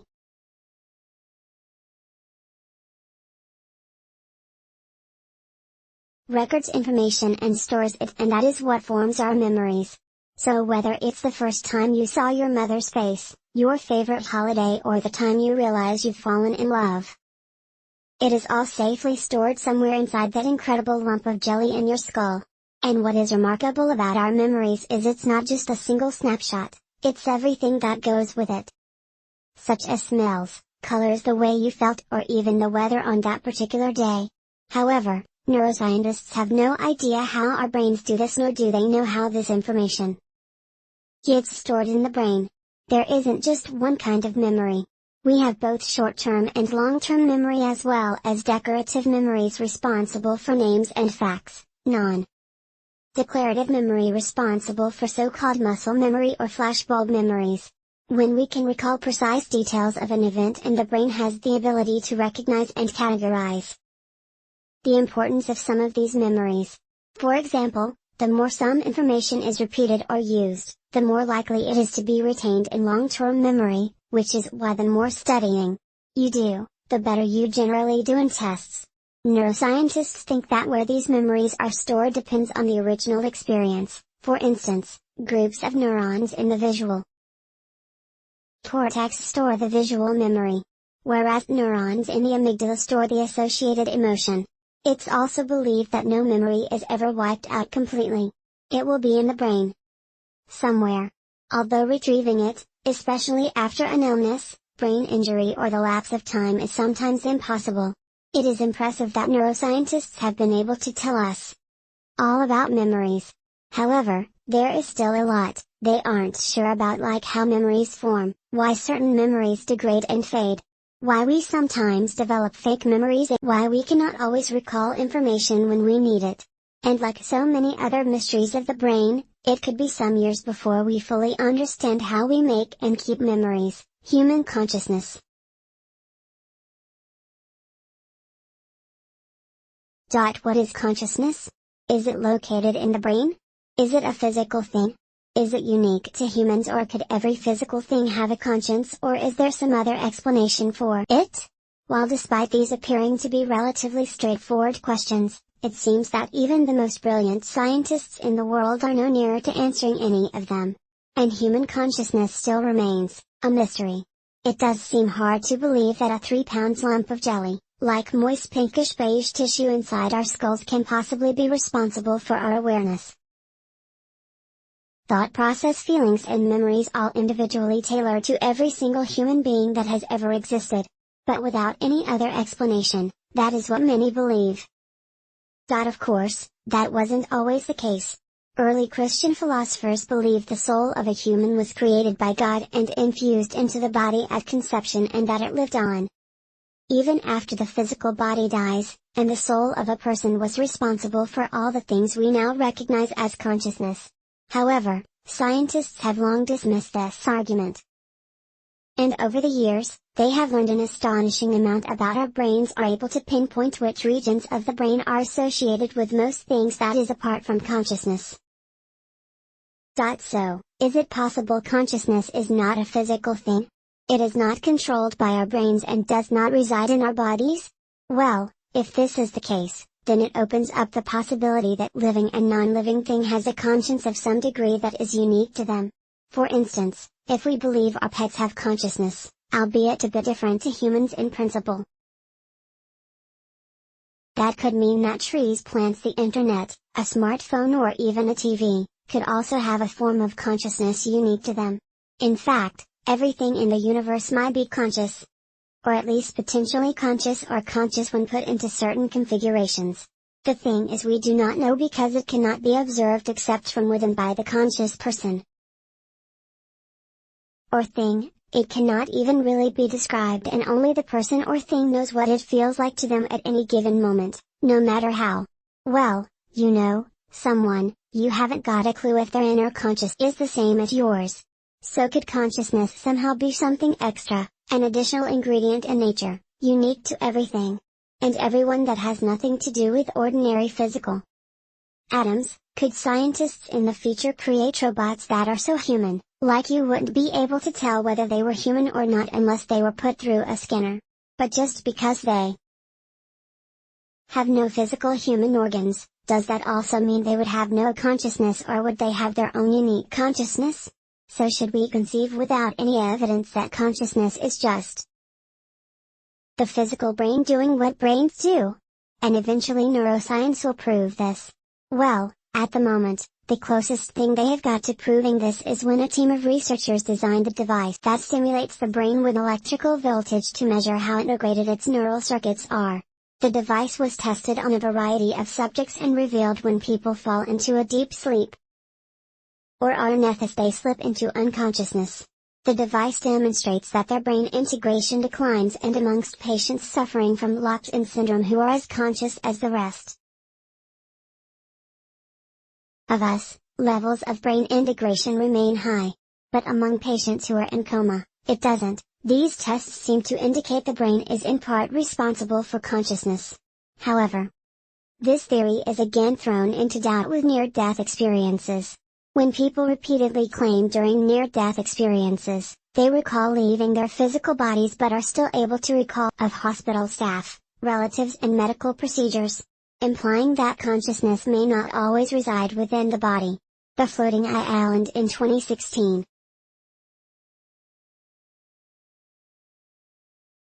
Producer and director Sergio Nusa and his team were searching for a location to film a documentary. As they scanned Google Maps, their attention was grabbed by a strange circular formation situated in the Paraná Delta marshes in northeast Argentina. The circle of land is 118 meters in diameter, surrounded by a thin water channel. The two circles formed by the water and the land are so perfect that it's hard to believe that the island is a natural phenomenon. What's even stranger is when Sergio studied the island in more detail by using the time control function on Google Earth, he discovered that the inner land disk appears to be moving and turning on its own axis. Intrigued by what he found, Sergio decided to go directly to the area to observe this strange phenomenon with his own eyes and to try and find a rational explanation. Accompanying him on the expedition was two specialists, Richard DeTroy, a hydraulic and civil engineer from New York, and Pablo Martinez, a tech expert. However, when they reached the site, the mystery intensified. They found the area incredible and extremely strange. And they discovered that the water surrounding the disk is very clear and cold, which is unheard of in this area. The group of explorers completed a summary report of the island's physical characteristics, stating the base is hard in comparison with the swamps that surround it. And they could see no obvious explanation for why it floats. It appeared to be perfectly circular and moved almost magically around an axis. These unusual characteristics led to it being nicknamed the Eye after he was unable to get to the bottom of what the eye was. Sergio launched a campaign on Kickstarter to try and raise funds for a secondary expedition. On the secondary expedition, he planned to recruit a multidisciplinary team, invest in diving equipment, specialist drones, and plan to collect and analyze samples from the site. Although it seemed this never materialized. And as such, the eye remains a mystery. Since then, many have speculated that some sort of portal to another realm, whilst others have a far more rational explanation and claim that the phenomena is not necessarily unique for that area where similar formations have been witnessed. Until we have a definitive answer, you can make up your own mind by searching on Google Maps using the following coordinates. Let us know what you think. Mara Ghost Lights, Halloween has been gone.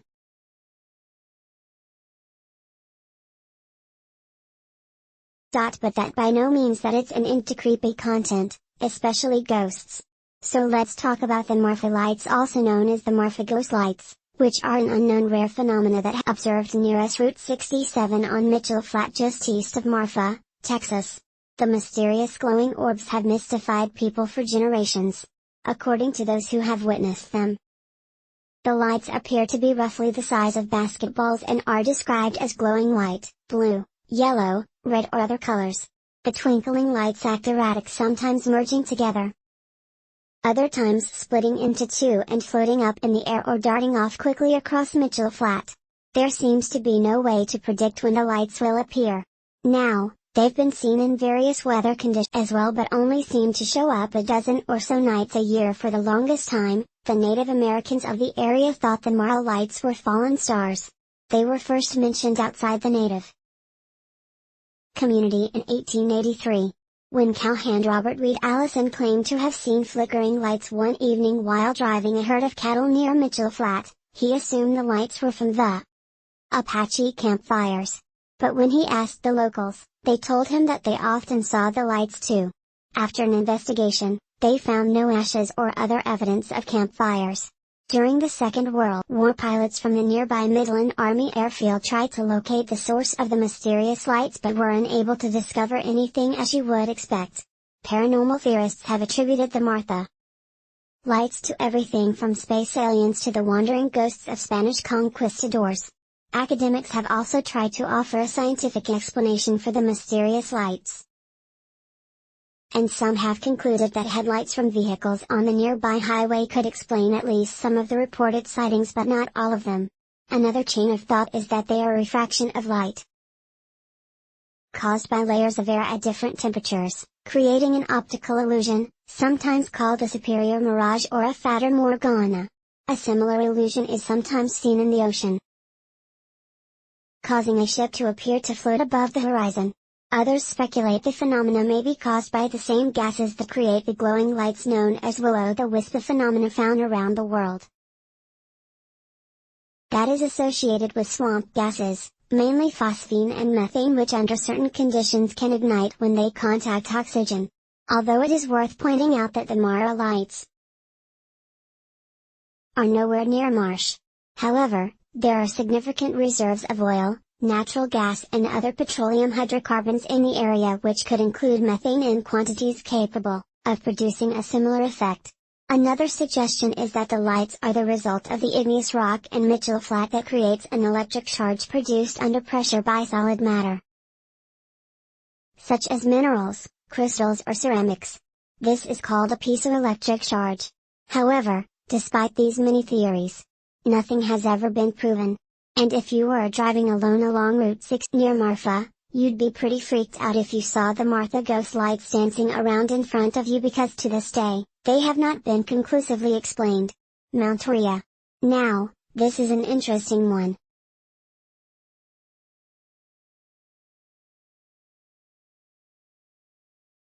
Mount Hima is a plateaued mountain about 1,300 feet high, located at the point that Brazil, Venezuela and Guyana converge, and is the highest of the Rima chain of tabletop mountains in South America. Long before the arrival of European explorers and gold hunters, the mountain held a special significance to the indigenous people of the region, and it's central to many of their myths and legends. They viewed the mountain as the tree that bore all the fruits and crops of the world until it was crudely hacked down by one of their ancestors, unleashing a terrible flood. According to the myth, Mount Hara is the remaining trunk left after the flood. They also believed anyone who climbed to the top of the tabletop would not come back alive. To this day, the indigenous people living near Mount Hima give reference to this great mountain and its history and its unique structure and remote location, combined with the mysterious air of untouched territory. And indigenous folklore has created grounds for various unexplained theories. Despite the mountain being climbed from all sides on numerous occasions, the area has not been extensively explored, and many believe its remoteness and lack of investigation could mean some species considered to be long extinct may actually still be alive and well on Mount Hima. This may sound hard to believe, but this theory is backed up by flora and fauna found on the mountain that is unique and includes pitcher plants, bowflowers and ray heather. The enigma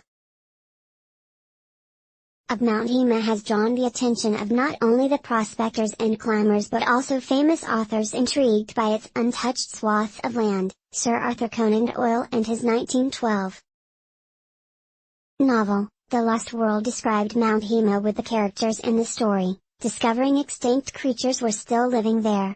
More recently, the Paradise Falls featured in the Pixar movie is thought to have been inspired by the dramatic waterfalls around the area. The indigenous people of the area are not the only ones who believe in the power and mystery of Mount Hima. in addition to the intriguing plant life and legends. It is also known for its high frequency of UFO sightings. Witnesses have reported seeing strange swirling lights hovering above or between Mount Haimaundam, and other nearby Teo or tabletop. And the whole region is considered a UFO hotspot. Another odd phenomenon has been reported from those who have managed to scale the mountain. They claim to have felt as if they are in an altered state, with some experiencing a trance-like mindset followed by a bizarre dream involving aliens. Some have even likened the energy of Mount Harriman to that of Stonehenge or the Bermuda Triangle. Even some skeptics seem to be convinced of the power of Mount Dharma after exploring it. What an incredible mountain, and one that certainly doesn't get the recognition or coverage it deserves. Nevada's magnificent flygazer.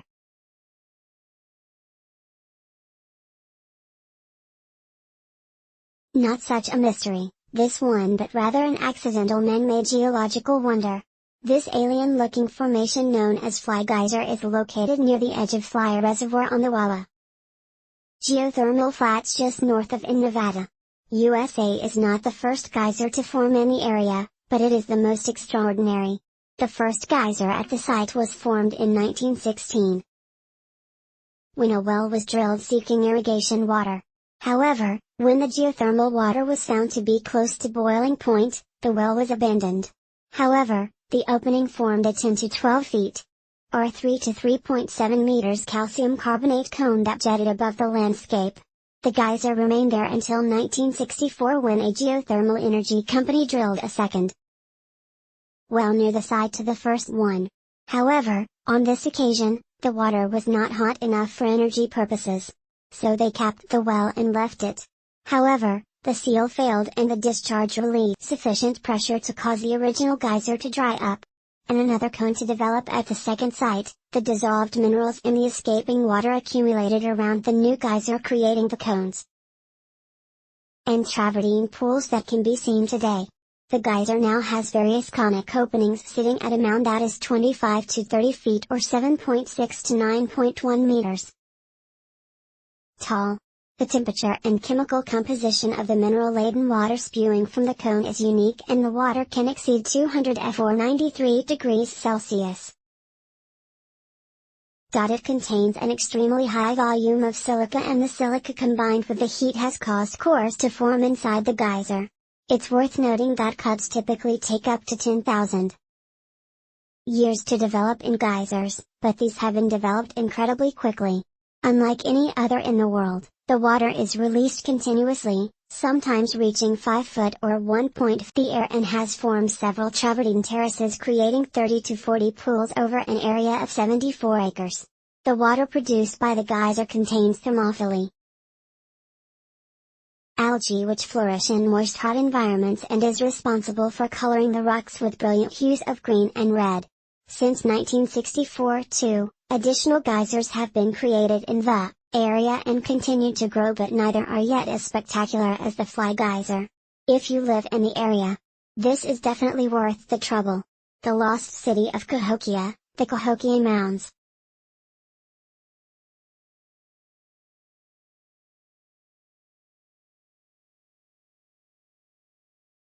Are all that is left of a pre-Columbian Native American city which existed between 1050–1350. Say. The historic site lies in southwestern Illinois, between East St. Louis and Collinsville, and covers 2,200 acres containing about 80 mounds. Long before Columbus reached the Americas, Cake was the biggest, most cosmopolitan city north of Mexico. Yet by 1350 it had been entirely deserted by its native inhabitants, and no one really knows why in its prime. About 4 centuries before Columbus stumbled onto the Western Hemisphere, Cahokia was a prosperous pre-American city with a population similar to London's, but rather than developing like London into a modern metropolis, Cahokia is more like the fabled lost continent of Atlantis. It was built by the Mississippians, a group of Native Americans who at the time occupied much of the present-day southeastern United States. The Mississippians farmed, traded and hunted, and it appears they built and planned the Cahokia to double as a pilgrimage city where all of them would gather for religious Events. We know that the land was prone to flooding.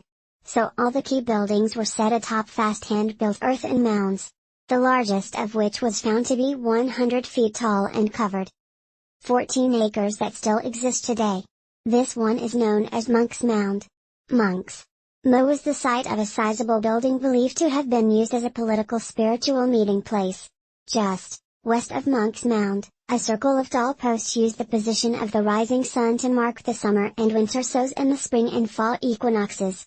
In 1961, the posts were re-erected and dubbed Woodhenge by archaeologists who began researching the area in reference to Stonehenge in England. The mound building would have been backbreaking work, with the Mississippians digging up, hauling and stacking 55 million cubic feet over the course of a few decades using no more than woven baskets to transport the earth. When you think about it, this is a feat likened to the building of the Egyptian pyramids. Yet very few talk about it. Excavations of the area since the 60s have produced fascinating information about the city. Investigators have found artistic stone and ceramic figurines as well as a small copper workshop adjacent to the base of one of the mounds inside. They found a fireplace with coals, where copper could be pounded out and tempered before being made into ornate objects. Archaeologists also discovered a mound containing mass burials and the nature of the injuries that remains indicated that the Mississippians may have conducted ritual human sacrifices. Hundreds of people, mostly young women buried in these mass graves, were either strangled or died of bloodletting. Of the men found 4 had their heads and hands cut off, and another burial pit that mostly contained males. They had been clubbed to death. There is no evidence that the city was besieged by warfare or invasion from outsiders. But what is obvious is something catastrophic drove the settlers out. Although the story of Cahokia's decline, and eventual end is a mystery. Tales of Cahokia don't even appear in Native American folklore, which is unusual, and it seems that whatever happened there doesn't bear talking about. Despite it being one of the 24 UNESCO World Heritage Sites within the United States, many people still do not know about it. The bunyip is a legendary monster in Australian Aboriginal folklore. The beast is said to inhabit the Riley swamps,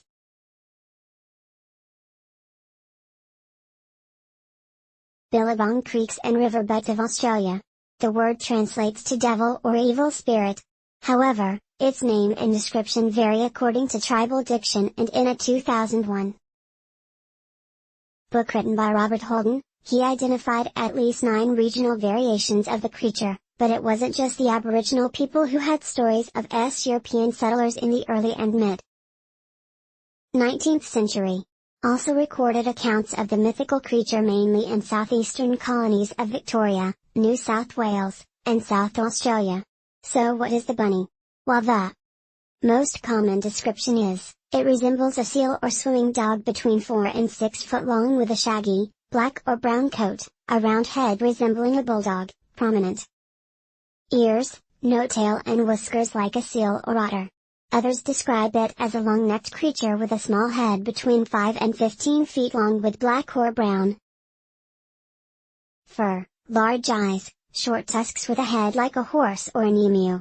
The first written description of the amphibious creature came in 1845 when it was described as having a round head, an elongated neck and a body resembling that of an ox, hippopotamus or manatee with smooth skin and orange eyes. It has even been suggested that the bunny eye is the prehistoric marsupial Diprotodon australis, which was supposed to have gone extinct 46,000 years ago. Aborigines have differing opinions on the bunny's motives. And while many believe it's a bloodthirsty murderer with supernatural powers that can alter the water level, cripple victims with its raw, and hypnotize humans to act as its slave, others believe the bunny is a punisher sent to Earth to protect wildlife and bring justice to anyone who commits evil acts. In reality, no one really knows what the creature looks like or whether it actually exists, but that hasn't stopped people giving vivid stories of their encounters with the monster. In 1851, a newspaper called the Australasian published a report about a bunyip being spared after killing an Aboriginal man. The monster was described as 11 paces long and 4 paces wide. Fossils have also been uncovered that have been associated with a bunny. In January of 1846, a skull was found in the Murrumbidgee River near Ronald. It was placed in the Australian Museum in Sydney and labelled as a bunyip skull. Visitors flocked to see it, and it provoked a wave of people speaking out about their bunny-up sightings. However, it was later proved to be the skull of a disfigured calf. But probably the most detailed account was in 1845, when Geelong Advertiser reported the story of an Aboriginal woman being killed by a man named Mumbor and suffering several deep wounds on his breast, made by the claws of the creature. The account provided this description. The bunyip is represented as uniting the characteristics of a bird and of an alligator. It has a head resembling an emu with a long bill at the extremity of which is a transverse projection on each side with serrated edges like the bone of the stingray. Its body and legs partake of the nature of the alligator. The hind legs are remarkably thick and strong, and the forelegs are much longer but still of great strength. The extremities are furnished with long claws, and its usual method of killing its prey is by hugging it to death. When in the water, it swims like a frog, and when on the shore, it walks on its hind legs with its head erected, in which position it measures 12 or 13 feet in height.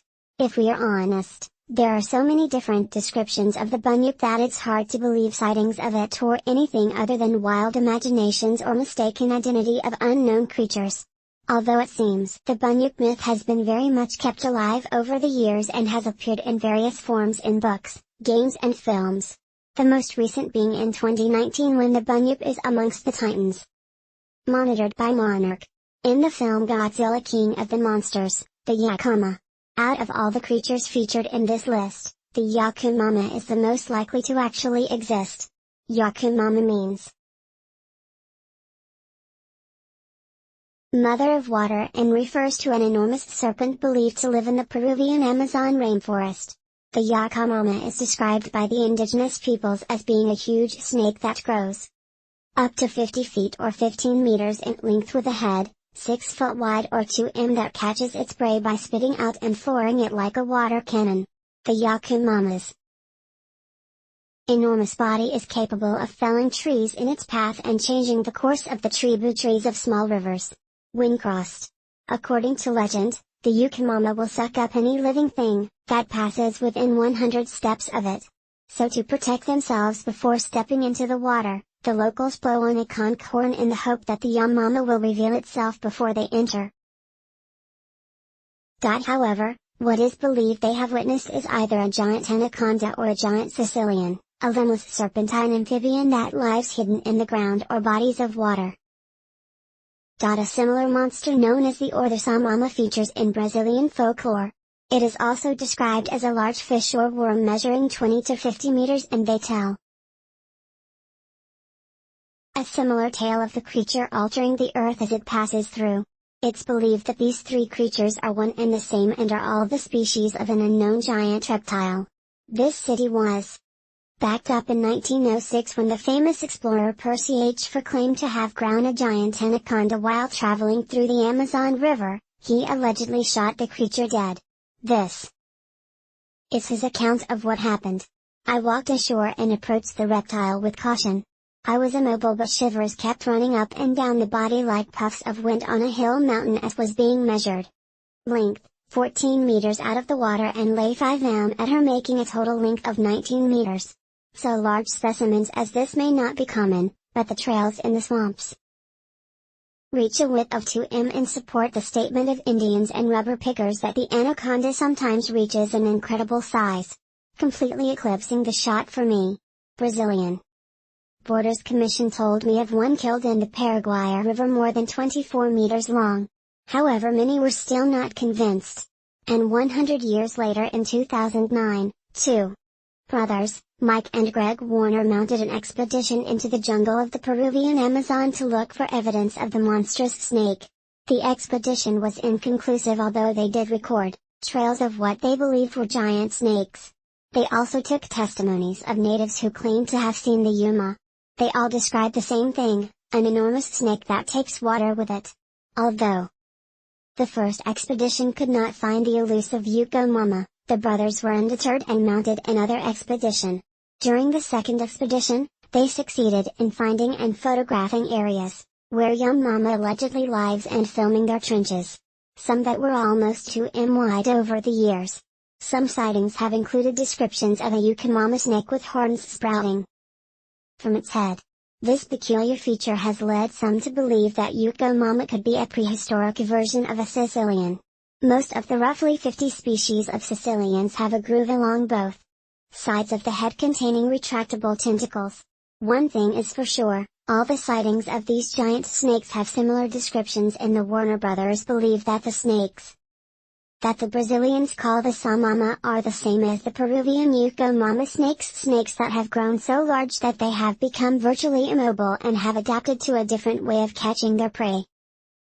So it's entirely possible that Yuko Mama Samama and the Manoa are either a giant anaconda or an unknown giant species of Sicilian. What do you think? The Ogopogo you've probably all heard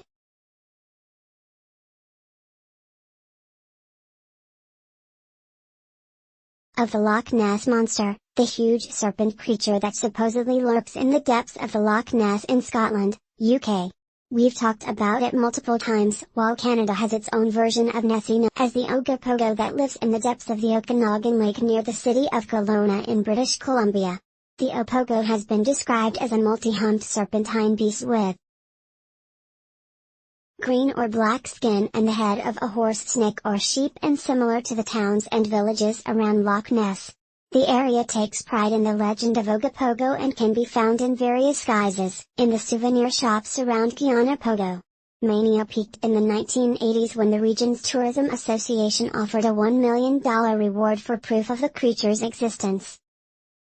Over the years, there have been various sightings of the creature, many making the local headlines, with witnesses all describing a similar thing, saying they spotted the creature meandering through the 84-mile lake, creating huge undulating waves as it moved.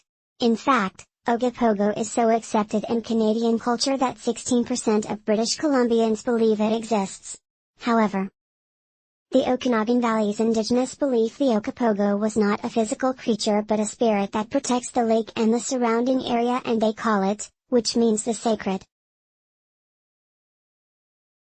spirit of the lake. And originally it existed in two forms, a spiritual form and a physical. Sometimes the spirit would reveal its physical self from within the lake. The was described as very dark in color with the head of a horse and the antlers of a deer. But when settlers arrived, this tale was misinterpreted and they were soon telling stories of a serpent in Okanagan Lake that needed live animal sacrifice to appease it and ensure a safe passage across the water. The idea of a bloodthirsty lake serpent took hold and grew out of control, and settlers began patrolling the lake with guns, convinced the monster was going to attack.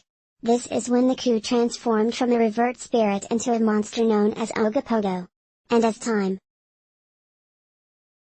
went on, stories grew and soon everyone was seeing the killer creature in the lake. Today, Ogopogo is intrinsically linked with Kiana and similar to Nessie. The legend is as popular as ever. Understandably, the locals are hesitant to want to disprove its existence as it's good for tourism and has become a Canadian cultural icon. See, in ancient Greek, Ctas is a sea monster who was visualized as an enormous coiling sea serpent with a gaping jaw, the feet of a land animal attached to a solid scaly body. One of the stories behind the monster is mentioned in the story of Perseus, a Greek hero and slayer of monsters before the days of Hercules. It all happened when Queen of all Ethiopia boasted that her daughter Andrea was more beautiful than the gnomes. The god of the sea Poseidon was furious at this claim and sent a sea monster named Ctas to destroy the shores of the region. The queen was frightened and her husband asked the advice of an oracle, who told them that they should sacrifice their daughter to the monster in order to appease the god. The royal couple agreed and had their daughter chained to a rock next to the sea. As Andrometer screamed and watched helplessly as the monster approached her, Perseus happened to pass by and swooped down like an eagle onto the creature's back, diving his diamond-hard sword deep into its right shoulder. anguished and enraged. The wounded monster reared up on its coils and turned around, snapping relentlessly at its attacker repeatedly. Perseus plunged his sword into the beast through its ribs, its back and at the root of its tail. Blood poured from the wounded creature before it finally collapsed. Its corpse was hauled ashore by the appreciative locals, who skinned the beast and put its bones on display. Since then, the monster of the sea is represented by the constellation Cetus. Cetus is the fourth largest constellation. Although none of its stars are particularly bright, the most celebrated star in the constellation is Mira, a Latin name, meaning the amazing one on account of its variability and brightness at times. Myriad is the only star that can be seen with the naked eye. So to see this monster, you do not look into the water anymore. You look towards the sky, preferably with a telescope if you want to see its full form. Although of course, it looks more like a child's drawing than a ferocious monster described in the story, the caper in the waters of Japan. There lurks a creature that is as mysterious as it's terrifying. It's known as the Kala. This strange creature is said to hold magical powers that can be used for both good and evil. And despite many refusing to believe in the existence of the kappa, there are still sightings today, especially in the countryside of Japan. In fact, locals still hang warning signs near bodies of water thought to be frequented by the kappa. So what is it? This strange creature is said to have the appearance of both a humanoid and reptile, and is incredibly cunning. Kappas have over 80 different names, but the most common are. And according to legend, the kappa is fond of playing pranks and causing trouble and even harm towards humans. Their pranks can vary from harmless jokes, like making noises similar to flatulence or looking up a woman's kimono, to more violent acts like trying to drown livestock, kidnapping and eating children, or forcing themselves upon women. Although kappa are generally considered a force to be feared, there are some instances in which the kappa are thought to be generous, though this mostly happens when a kappa is indebted to a human. Some of the earliest accounts of this are from early Japanese legends that credit the kappa with teaching them knowledge of bone setting and medical remedies. Descriptions of kappa vary from region to region, but most of the details are similar. Kappa are said to be about the size of a small child, up to 5 foot tall, with small frames. In fact, the word actually translates loosely to water child. Their hands and feet are worms, and they have amazing swimming abilities. They have scaly skin similar to that of a reptile that comes in colors of yellow, green and blue. They are said to have a humanoid figure with a shell of a tortoise on their back and long shaggy hair on their head, usually shaped in a bowl cut. They also have a beak for a mouth. Though this doesn't seem to interfere with their ability to speak in human languages. All kappas have a small bowl-like dent on top of their heads that holds a small pool of water called the sara. This water is thought to be the source of the kappa's magical powers. A kappa must keep their sara full whenever they venture onto land or fortify all their strength and magical powers. Without this water, a kappa will die. However, it's thought that if you refill the sara on a kappa's head, they will be eternally grateful and will help you with whatever you require for the rest of your life. According to legend, kappas are obsessed with an object called shiridama, a mysterious jewel thought to contain a person's life force that is located in the human bottom, and is thought that the majority of violent attacks by kappa are made to obtain this. However, despite their evil ways, kappa are obsessed with politeness and human tradition, and this is considered to be its biggest weakness. Many who tell of a kappa encounter in which they escaped claim that they were able to do so because they made the kappa spill the water in its sara when they bowed. However, in some places, the cunning kappa have caught on to this practice and use a medal to protect their sara when they come ashore. There are also several accounts of people being able to ward off kappa by carrying iron sesame or ginger. Now, all this sounds far-fetched, of course, and it's believed the legend of the kappa is simply a story for children to scare them from venturing too closely to the water where without their parents. However, there could be a type of alien creature that somehow finds its way to Earth, and that they also inhabit the oceans of the world. These strange sea aliens are able to travel to and from Earth through portals, which may explain why we've never been able to prove their existence. Of course, most of this is fun and games, But what do you think the most plausible theory is that the Kara is, in fact, a salamander? These salamanders grow to be about 5 foot in length and have skin tones similar to that of the kappa.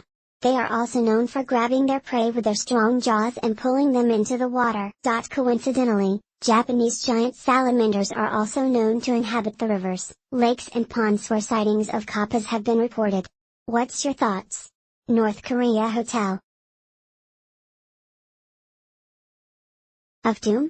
The hotel in Pyongyang is the tallest unoccupied building in the world, standing at 1,080 feet. Its pyramid-shaped design dominates the skyline. However, despite boasting 105 floors, it's never welcomed a single guest. The hotel was the product of the Cold War rivalry between North and South Korea. In 1986, a South built the Westin Stanford in Singapore, at the time, the tallest hotel in the world. In response, North Korea planned to steal their record by building an ever higher hotel. Construction on the state-of-the-art hotel began in 1987. It was designed to house at least 3,000 rooms as well as 5 revolving restaurants with panoramic views. It was scheduled to open in 1992 in time for the 80th birthday of President Kim Il-sung. By 1992 the building had reached its full architectural height, but due to engineering problems and the economic crisis in North Korea following the collapse of the Soviet Union, construction stopped and the half-finished building that cost an estimated $75 million was abandoned. Ironically, had it reopened on time, it would have surpassed the Westin Stanford to become the world's tallest hotel and would have been the 7th tallest building in the world for over a decade. The skeleton of the concrete structure loomed large over the city. At the top, there was a rusting crane serving as an eerie reminder of the broken dream. Rumors started circulating that the building was shoddily built and that the alignment of its elevator shafts were crooked. And it soon got dubbed the worst building in the world, with the names such as the Hotel of Doom and the Phantom Hotel to the North Korean government. The building became an embarrassment and the hotel's vision, they once proudly displayed on postage stamps, was now edited out of official photographs and omitted from printed maps. Then in 2008, after a 16-year pause, construction unexpectedly resumed as part of a deal with Orascom, an Egyptian conglomerate that was contracted to build North Korea's 3G network. The rusty old crane that blotted the landscape for nearly 2 decades was finally removed and the structure was reinforced with metal panels. The building was completely glazed over with windows, giving it a modern snake appearance. The project was completed in 2011 and it was speculated the hotel's opening was imminent. Although photographs of the hotel's interior revealed that inside very little work had been done. German luxury hotel group, Kempinski, announced that the hotel would partially open under its management in mid-2013. But just a few months later, they pulled out, saying entering the North Korean market was not currently possible. Again, rumors persisted that the building was unsound, and this was compounded when in 2014, a 23-story apartment building in the city collapsed, killing an unknown number of people. The hotel was abandoned again for the next 5 years before coming back to life in 2018, when LEDs were installed on its facade, turning the building into the city's biggest light show as well as a propaganda machine. A 4-minute program showing North Korea's history and a variety of political slogans was displayed on the building. But, the question still remains. Will this huge building ever open its doors? What is its purpose? Seeing as North Korea does not welcome tourists, they even arrest and locked up an Aus in the country just for taking a photo of the new signage accusing him of committing spying acts against the state. The mysterious double death of Kim Il-sung, bitter enemies. North and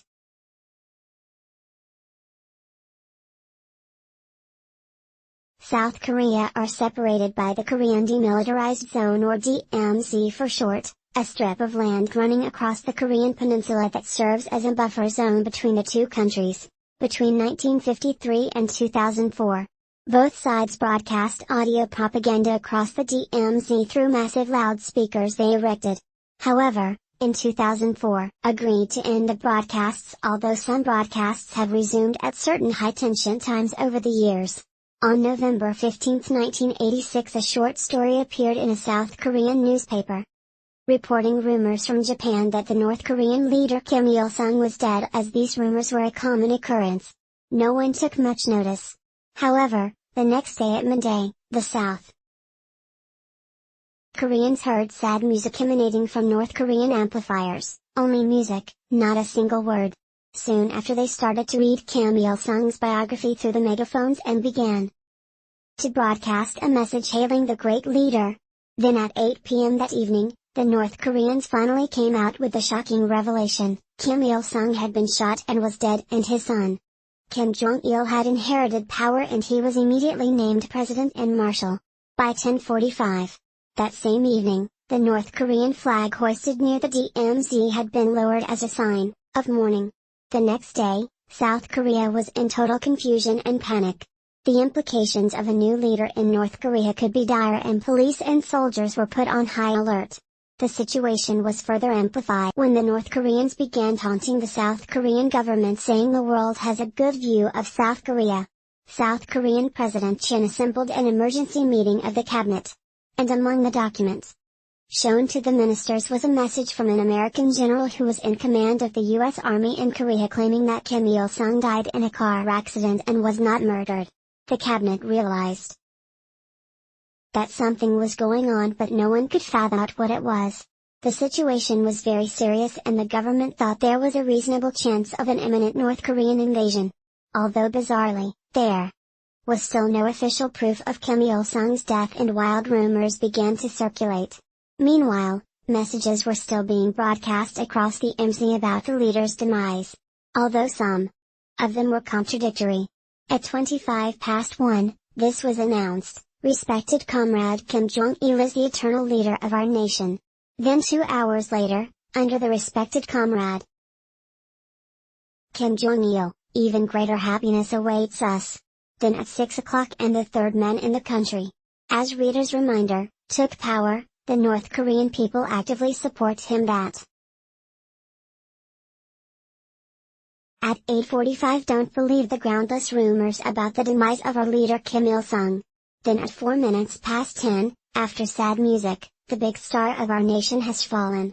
Then at 12:06, the words read: Kim Il-sung resigned and transferred power to the party's leadership on the northern side of the DMZ. All households were hanging pieces of black clothing from their eaves, in a sign of mourning. Then on November 18 at 10 in the morning, Kim Il-sung, alive and well, appeared in person at a nearby airport to meet a Mongolian delegation on the same day. Messages about him being dead stopped without any explanation. No mention of the incident was ever talked about again. Kim Il-sung went on to rule North Korea until his death in 1994. Nearly 35 years have passed since, and no one knows what really happened over those days in 1986. Was it a mistake? Maybe there was some misreporting. This seems unlikely due to the DMZ announcements. Or was it a personal initiation of one of the propagandists on the DMZ, or was it a failed coup? If so, the conspirators would be long dead, almost certainly executed. The only other explanation is that Kim Il-sung personally decided to check how the world, and especially South Korea, would react to his death. But it seems that it might have backfired, as it was a bit like crying wolf. Nobody really believed it had happened and were waiting for the official confirmation, which never came. North Korean ghost ships for many years. Boats have been washing up on the western shores of Japan. Many of them are either empty or contain the bodies or skeletal remains of men.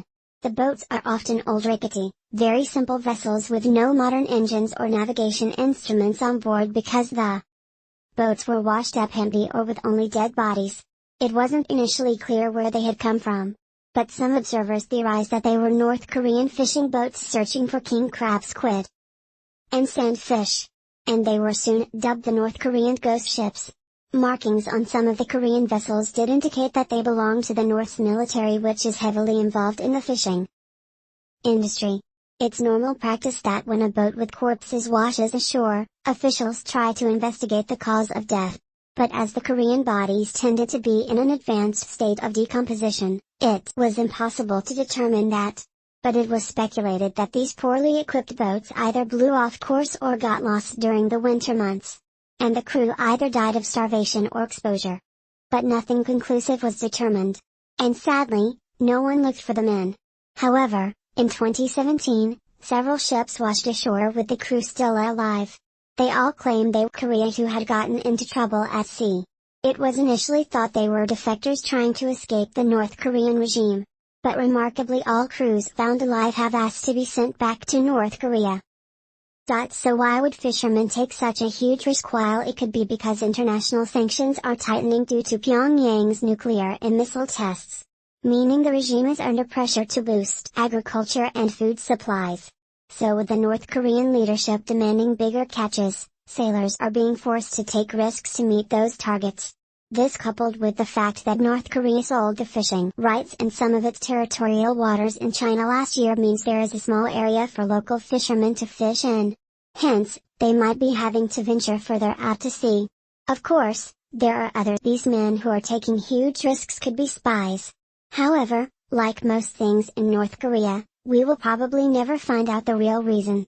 So many are prepared to go out into dangerous water in an unboat knowing that if they did get into trouble or go missing, no one from their home country would care enough to look for them. And so the mystery rolls on. Megumi Yokuten on the 15th of November 1977.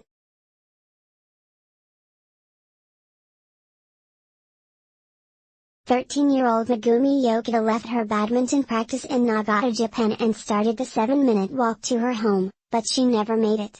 Her mother began to panic, ringing around to check if anyone had seen her daughter, but no one had. Soon police and tracker dogs were out in the darkness searching for Megu. They scoured the beach and pine forest near her home but found nothing. Out of sea speeding towards the Korean peninsula was a boat manned by North Korean agents. Locked in the hold was a terrified Megumi. In the year that followed, police searched endlessly, and a kidnapping unit was set up at the Koda house. But the investigation drew an agonizing blank. Nearly 20 years later in 1993 a North Korean spy who defected to the South told in detail about an abducted Japanese woman who matched Megumi's description. Her abduction was an unplanned blunder. At the time, Megumi was walking home. 2 agents were finishing up a spy mission in Nagata and were waiting on the beach for a pickup boat. But they realized they had been spotted by Megumi and fearing she might identify them, they abducted her at the time. They didn't realize Megumi was just a child. When they arrived back in North Korea, they were in trouble for taking the schoolgirl. Megumi cried for her mother and refused to eat, unnerving her state-minders. So to soothe her, they promised that if she worked hard and learned fluent Korean, she would be allowed to go home. Of course, that was a lie. And instead they forced Megumi to work as a spy trained Japanese language and behavior at an elite school for espionage. Megumi wasn't the only young person abducted for such activities by North Korea, but she was the youngest. North Korea later admitted to kidnapping 13 Japanese citizens for the first 2 decades after Megumi disappeared. The Kodas had nothing but a cold case and their own desperate need to understand what had happened. Then in 1997 Pyongyang finally agreed to investigate and announced they had information that Megumi was still alive and living in North Korea. So for her family, the question was how do we get her back? The Kodas went public with their kidnap story and appeared on primetime TV. And questions were raised in Parliament and the government publicly confirmed that Megumi was not an isolated case. They got a breakthrough when it was revealed that in 1986 Megumi had married a South Korean national likely also abducted and the couple had a daughter in 1987. But later her husband claimed that Megumi hanged herself in a pine forest on the 13th of April 1994 on the grounds of a Pyong mental hospital where she was being treated for depression. Although her family and many others believe he was speaking under duress and was just reading from a prepared script when he made these claims. In another twist, 2 years after declaring Megumi dead, North Korean officials handed over to her parents what is said were her ashes. They arrived in 2004 on the 27th anniversary of her kidnapping. Her parents had kept their daughter's umbilical cord. When she was born, a Japanese tradition and DNA tests were performed. The samples did not match. It is widely believed, especially in Japan, that Megumi is still alive. But in November 2011, a South Korean magazine stated that a 2005 directory of Pyongyang residents listed a woman named Kim Il with the same birth date as Maggie who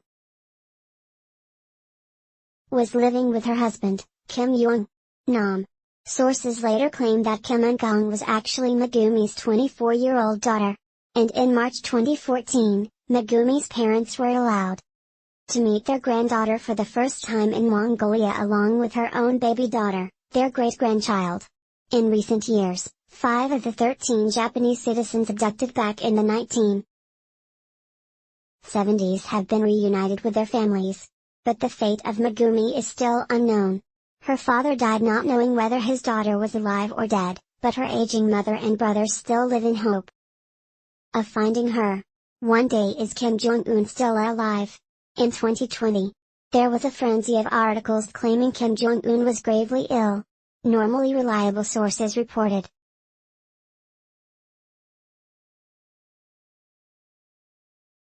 he was in grave danger, possibly as a result of a botched operation. Others claimed he was in a coma or brain dead.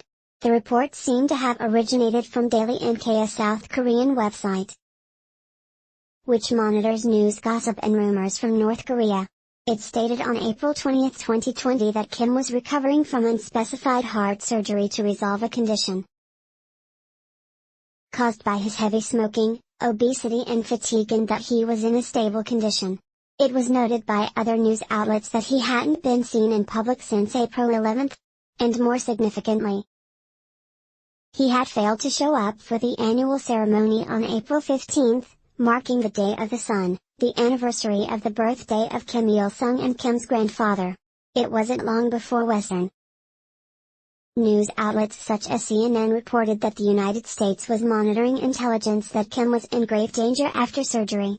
The story cited several unnamed sources who insisted Kim's health scare was credible, but the severity was hard to assess. Soon after, the story exploded around the world with various theories, including he had died of COVID or that his guard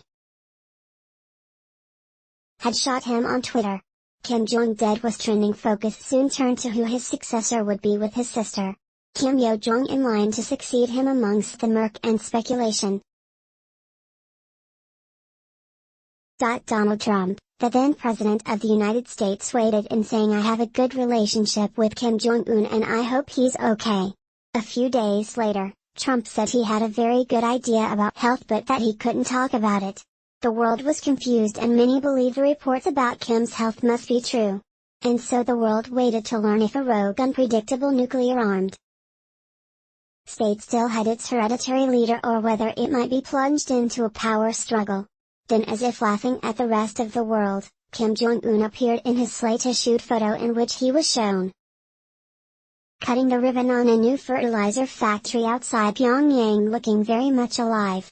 This development was a bit awkward for CNN and many other news outlets around the world, as well as a few intelligence agencies which had spent the past few weeks in a frenzy over Kim's health, providing yet again that nothing about North Korea, more specifically Kim Jong-un, can be trusted.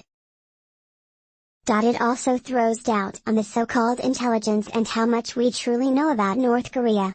In light of Kim's reappearance, there are now rumors that he uses a body double and so could still be dead or gravely ill. But like everything in North Korea, I guess we'll never know. Kay Hobbs. From an early age, Kathy Hobbs had a premonition that she would not live to be 16. It was a feeling she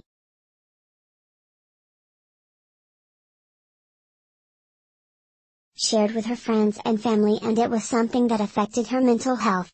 Although as she entered her teens and her family moved to an apartment complex in Las Vegas, Kathy appeared to have conquered her fears and made several friends and was much happier. However, as her 16th birthday approached, her fears started to resurface and Kathy once again believed her death was imminent. She began spending all of her time in her bedroom and refused to leave the house. On the morning of her 16th birthday, Kathy woke up surprised and relieved that she was still alive. After this, she seemed to overcome her anxiety once more and told her family that she now believes her premonitions were unfounded, and she began living a normal teenage life. Kathy became more outgoing and started to spend time with friends again. She also developed an interest in beauty products and wanted to pursue a career as a beautician. She even planned to open her own hair salon called Cat's Cuts. 3 months after her 16th birthday on the 9th of July 23, 1987, Kay was in her room reading a book at 11 p.m. She told her mother Vivian that she was popping to a nearby supermarket to purchase another book. Her mother thought she was meeting up with friends to take the short walk to the shop. However, it appears none of her friends were about that night. So Kathy went to the shop alone at around 3 a.m. Woke up unaware that her daughter hadn't returned home. She later said when she woke up, it felt like someone had hit her on the head. And afterwards she had a peaceful feeling and felt that it was over. Although, at the time, she did not understand the meaning of what she felt the next morning, Vivian discovered that her daughter's bed was empty in a panicked state. She contacted the police and the intense search began. Kathy's disappearance generated a lot of local publicity and it was soon established that she had made it to the supermarket and purchased a book. Although her movements after she left the shop were unknown. Days later, a geologist looking for rock crystals discovered Kathy's body in a remote field near Lake Mead. About an hour's drive from Las Vegas. Investigators found tire prints at the scene which shows that a vehicle had pulled in, turned around and left 2 rocks found near her body were covered in Kathy's blood. And the coroner determined that she had died from repeated blows to the head. She had also been sexually assaulted. Sadly, it appeared that Kathy's premonition had come true after her death. Kathy's family discovered letters that she had written to them. The letters were dated 1 month before her 16th birthday and in them, she talked about how much she loved her family and did not want them to be upset about her death. On October 24, exactly 3 months vanished. A message was left on an answer machine at the Las Vegas Police Department. The anonymous caller claimed he had witnessed Kathy's abduction and he saw 2 men dragging her into a car. He also claimed one of the abductors' names was Robbie and gave the correct location of where Kay was last seen along with an accurate description of what she was wearing that night. The caller, who did not leave his name or number, claimed that he did not contact police sooner because he had been out of town for several months. He also gave a license plate number for the abductor's car. But when the police checked it, they found that it didn't exist. Despite repeated appeals, the caller has never come forward or contacted again to this day. The case remains unsolved but has become a topic of conversation on internet forums, especially Reddit, with many resonating with Kathy's premonition of dying at an early age. As with all internet discussions, there are differing opinions about what happened to Kathy. It's widely believed that she was a victim of serial killer Michael Lee Lockhart. Although because he had already been sentenced to death in 4 other states for other murders, Nevada did not pursue prosecution and in 1997, he was executed. His lack of conviction sparked outrage and debate online and it seems the key to solving the case still lies with the anonymous caller who left that message over 30 years ago. The mystery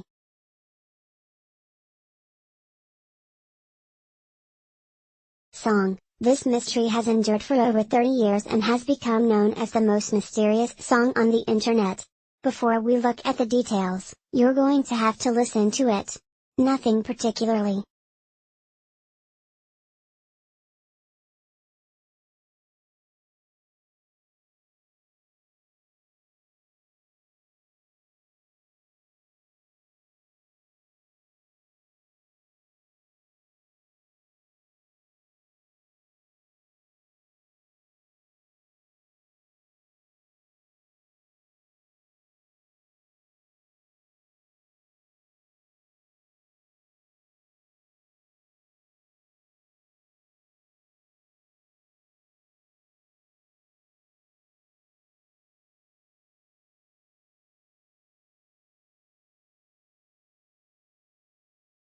unusual about it.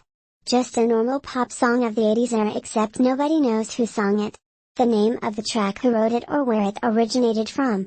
The song was recorded straight from the radio onto a cassette in around 1984 by a man named Thoris, who recorded it along with several others from a German radio station called NDR. He labeled it Cassette 4 and it was part of a mixtape that included other artists from the time such as XTC and The Cure. Darius purposefully did not include presentations of radio hosts so he could get seamless, clean recordings, which is why the air date and the name of the song is unknown. In 1985, Darius created another mixtape consisting of all the unknown songs in his collection and later digitalized the songs in 2004. He started uploading them to a website to try and establish the artists. However, the mystery song was never identified in 2017. Darius's sister, Linda, posted the song on a news group and eventually onto other music websites, but still no one came forward. In 2019, a Brazilian teenager named Gabriel da Silva Vieira uploaded the song to YouTube and read it. And that is when the fascination in finding the origins of the music went viral. The search was further helped when YouTuber Justin Wang posted an episode of Tales from the Internet discussing the song and subsequently made 4 further episodes in search of the owner. Since then, many contacts have been made, including Paul Baskerville, the DJ of the show from which the song was likely taped, as well as GEMA, a German government and performance rights organization, YouTube channel named 80s Forever, who is known for uploading obscure music tracks, was also contacted on July 10, 2020. It was ruled out that Baskerville had played the song. And so the mystery rumbles on in the latest update. Reddit user Flex and Mobile has again contacted UNDR archivists for 1983 and 1984 playlists for other DJs and is currently waiting for a response. If any of you about the song, we would love to hear it in the comments. And if you'd like to dig further into this mystery and check out the links in the description. The death of Philip Taylor Kramer. Philip Taylor Kramer was the one-time bassist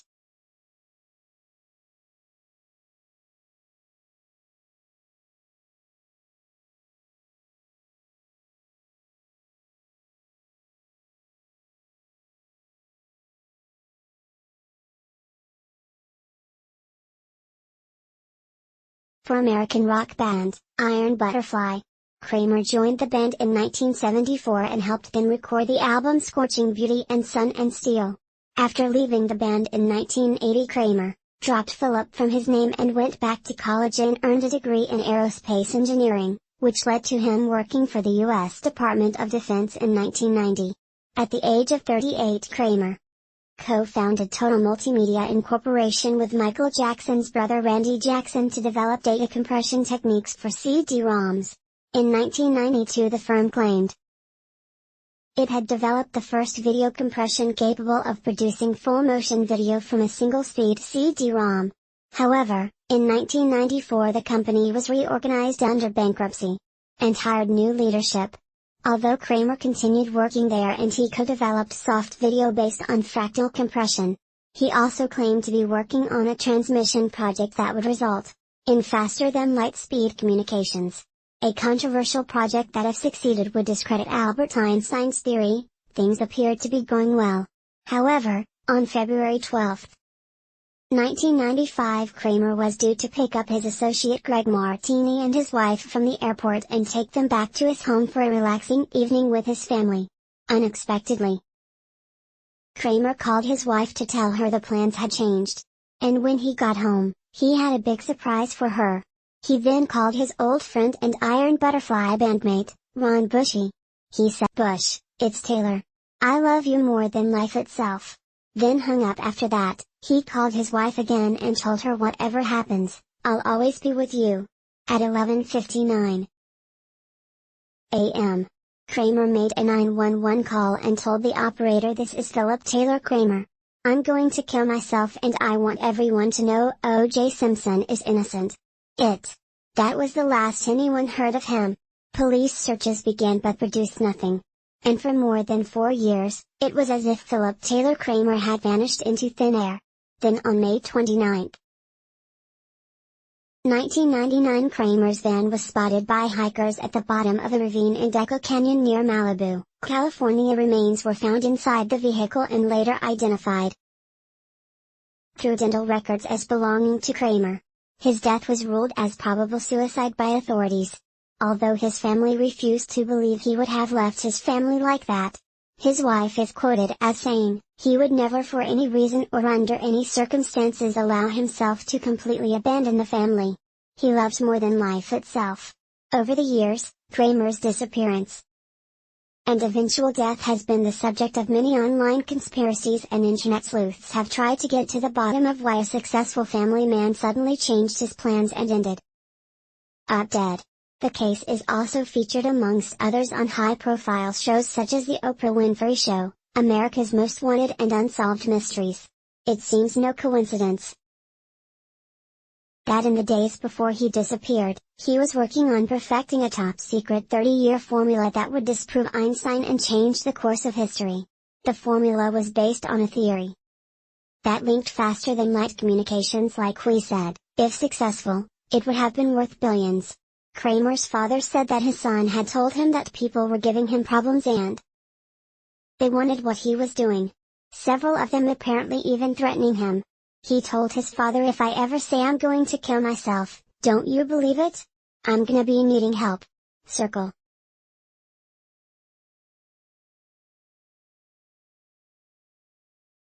Bell letters. In 1976, several Circleville, Ohio residents began receiving strange letters detailing personal information about their lives. Local bus driver Mary Gillespie was accused of having an affair with Gordon Macy, the superintendent of schools. The writer told Mary that they had been observing her house and knew she had children. The letters were postmarked Columbus, Ohio, but had no return address. Initially, Mary kept the letter to herself until her husband, Ron, also received one. His message was more ominous. It stated that if Ron did not stop his wife's affair, his life would be in danger. 2 weeks later, the writer threatened to go public with the affair allegation and would broadcast it on TV's CB radios and billboards. Mary and Ron decided to tell somebody what was happening to them.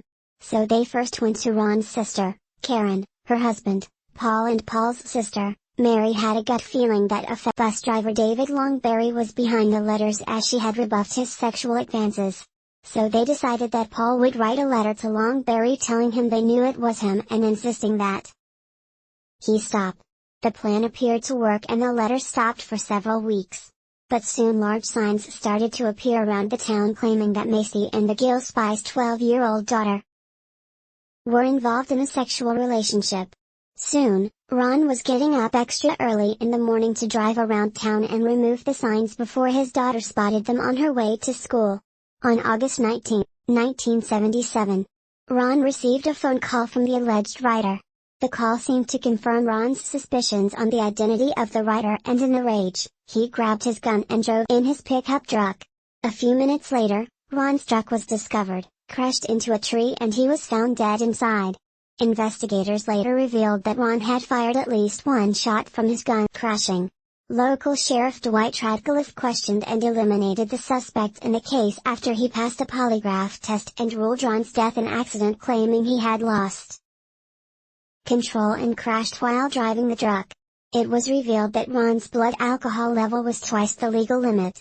This surprised Ron's family and friends, as he was not a heavy drinker, but residents of Circleville continued to receive letters and suspected that Sheriff Radcliffe had been involved in a cover-up. In a bizarre twist, Mary acknowledged that she was in a relationship with the superintendent, although she claimed it did not start until after the letters were sent. The campaign of harassment against Mary continued, and more signs began appearing along the side of the road on Mary's bus route. On February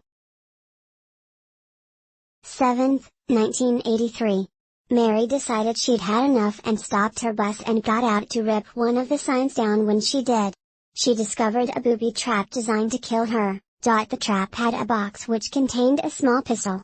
If Mary had pulled the sign off a certain way, the gun would have fired. After telling the police, the gun was examined and the partially rubbed off serial number was revealed. It was determined that the gun belonged to Paul Fresher, who had recently separated from Ron's sister. Paul was arrested and charged with attempted murder of his sister-in-law, and although he was never charged with writing the threatening letters, a handwriting expert testified that Paul was the letter writer. Paul proclaimed his innocence but was found guilty and was convicted of attempted murder, being sentenced to 7 to 24 years in jail. But get this. Whilst in prison, Paul and the residents of Circleville continued to receive letters. The letters were marked from Columbus, and Paul was in solitary confinement in Lima, but he was still suspected of writing them.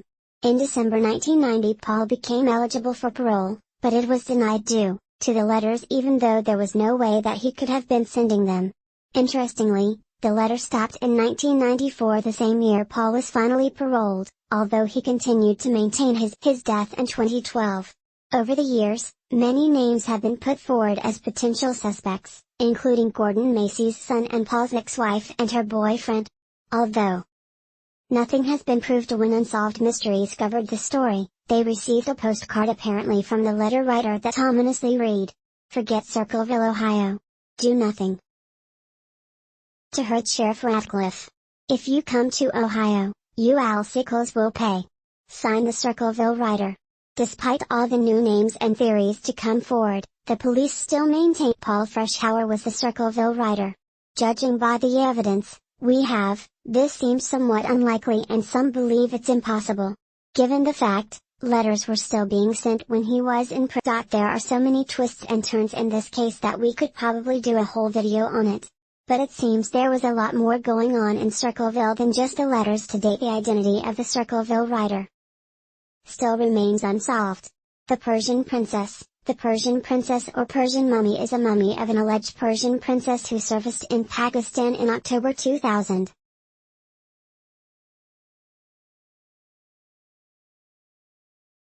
After considerable attention and further investigation, the mummy proved to be an archaeological forgery and possibly a murder victim. In 2000, Pakistani authorities were alerted to a videotape recorded by Ali Akbar in which he claimed to have a mummy for sale. Akbar was questioned by police and told them that the mummy was being kept at the home of tribal leader Wali Muhammad. Ricky and Karen near the border of Afghanistan. Ricky said he had acquired the mummy from an Iranian man who said he had found it after an earthquake. The mummy had been put up for sale by Akbar on the black antiques market for 600 million rupees, the equivalent of $11 million. Both Ricky and Akbar were accused of violating the country's Antiquities Act, a charge which carries a maximum sentence of 10 years in prison. The mummy was seized, and in a press conference on October 26, 2000, a Pakistani archaeologist announced that the mummy appeared to be a princess. Dated circa 600 BC. The body was wrapped in ancient Egyptian style and was in a gilded wooden coffin with uniform carvings inside a stone sarcophagus. The coffin had been carved with a large F over her image, and the mummy was resting on a layer of wax and honey and had a golden crown on its brow. An inscription on the golden chest plate claimed that she was the relatively unknown daughter of a famous king. It was speculated that she might have been an Egyptian princess, married to a Persian prince, or a daughter of the King Cyrus the Great. This was a very important find, and the governments of Iran and Pakistan soon began to argue about the ownership of the mummy. In November 2000, the mummy was placed on display in the National Museum of Pakistan. However, new princess prompted American archaeologist Oscar White Scully to describe an incident the previous March when he was shown photographs of a similar mummy that he suspected was a forgery. And he informed Interpol through the FBI. The curator of the National Museum of Pakistan was alerted about the forgery and did further studies of the Persian princess. And a report was published on April 7, 2001. In it states that the Persian princess was in fact a woman about 21 to 25 years of age who had died around 1996, possibly killed with a blunt instrument to the lower back pelvic region and possibly hit by a vehicle from behind. Her teeth had been removed after her death, and her hip joint, pelvis and backbone was damaged before the body had been filled with powder. The mummy was a fake, and police began to investigate a possible murder and arrested a number of suspects. The Eddy Foundation, a Pakistani warfare organization, took custody of the body and announced their intentions to bury the woman with proper burial rites. However, her body lay in a morgue for the next 3 years until she was finally afforded a funeral. In 2008, the woman has never been identified, and in death, she went from being sought over as a Persian princess resting in a gold-plated coffin displayed in the National Museum to being the forgotten victim of a vicious murder. After the whole thing was revealed as a hoax, there is a planet that's darker than coal. Would you believe that there is a planet that is darker than coal? While there is Trace 2b.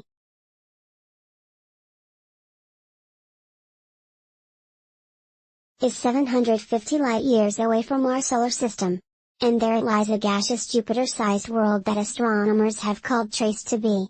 Despite its unassuming name, this exoplanet holds the honor of being the darkest known exoplanet out there, reflecting less than 1% of the light that hits it. Jupiter with its red and white clouds reflects over 30% of the light that reaches it from the Sun. Trace 2b has no reflective cloud, and what's more unusual is how close it is to its parent star. Whereas the Earth is about 95 million miles away from the Sun, Trace 2b is only about 3 million miles away from its star, which heats its atmosphere to a raging 980 degrees Celsius and gives the gas giant a very faint red glow, much like the coils on an electrical stove. Despite this, however, the exoplanet is darker than the darkest acrylic paint you can buy at the store. In fact, it appears to be darker than nearly anything else, with perhaps the notable exception of a black hole. Scientists aren't sure how such a hot planet could be so dark, but one promising theory posits that light-absorbing chemicals like vaporized sodium and potassium or gaseous titanium oxide are large components of its atmosphere. There is a planet that has winds blowing at 7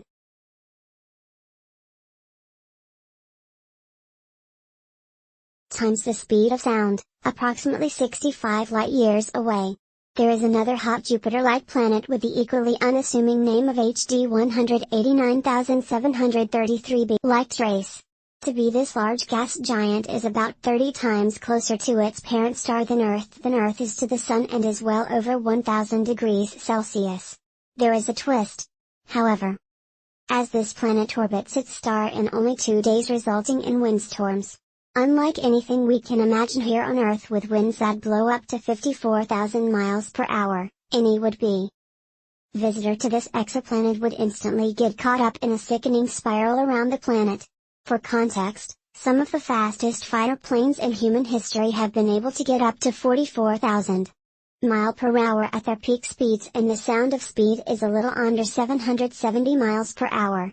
Now, not only are the winds terrifying and dangerously close to inconceivable, but it's what the wind carries with it that pushes this planet into the realm of being surreal, as the atmosphere of the planet contains large clouds filled with silicate particles that are constantly exposed to massive heating and wind. It's more than likely that this exoplanet features a perpetual side-rays rain of molten glass. This hazy bloated planet is a victim of its proximity to its own parent star and is one of the strangest gas giants in the cosmos. There is a planet that is burning ice. GJ 436b is a Neptune-sized exoplanet.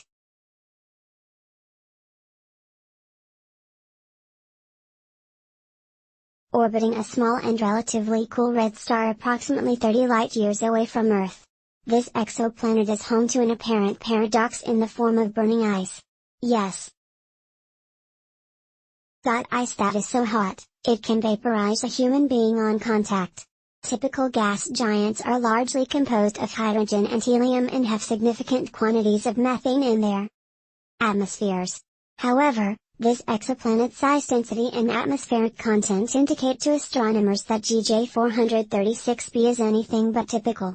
Instead, it has far less methane and far more carbon monoxide than it should. Despite carbon monoxide being scarce above certain temperatures that the planet regularly reaches due to its close proximity to its star. The only way that such a large amount of carbon monoxide could be present on the planet was if somehow there was also water present. That was when scientists realized that GJ 436b is one of the strangest things in space that we have ever discovered. Ultimately, astronomers think that the planet contains a large amount of an exotic form of water ice that they have dubbed ice tin on top of a dense and rocky core. So then one has to ask, how does water remain solid like ice at these high temperatures? Astronomers say the immense gravity of the planet is powerful enough to compress the vaporizing water in the atmosphere and prevent it from reverting to its liquid form, trapping it as a solid on the planet. But the temperature is still incredibly high due to the star it orbits, keeping the water on the planet in an icy yet boiling form. How incredible is that the two-faced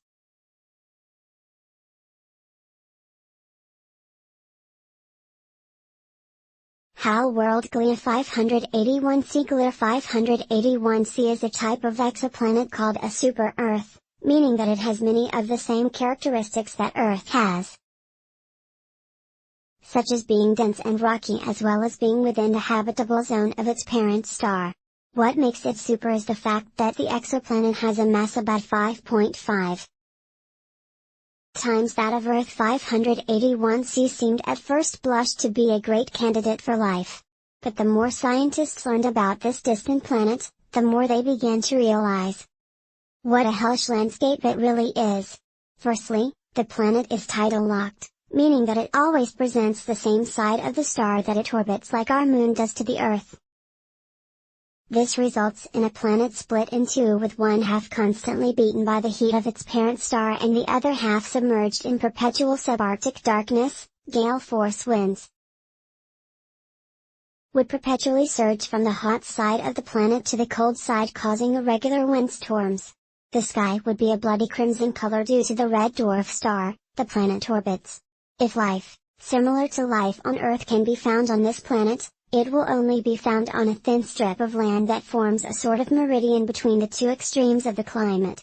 This stormy T-toilet area could potentially house life, although it would likely look quite different from what we are used to. Should plants evolve on the planet, they would possibly be pitch black in color, so as to most efficiently absorb light in their dim infrared-rich environment. Glia 581c would doubtlessly be a strange planet to land on the gargantuan stars and black holes.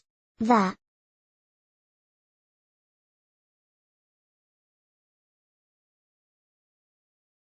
universe has produced some truly baffling planets.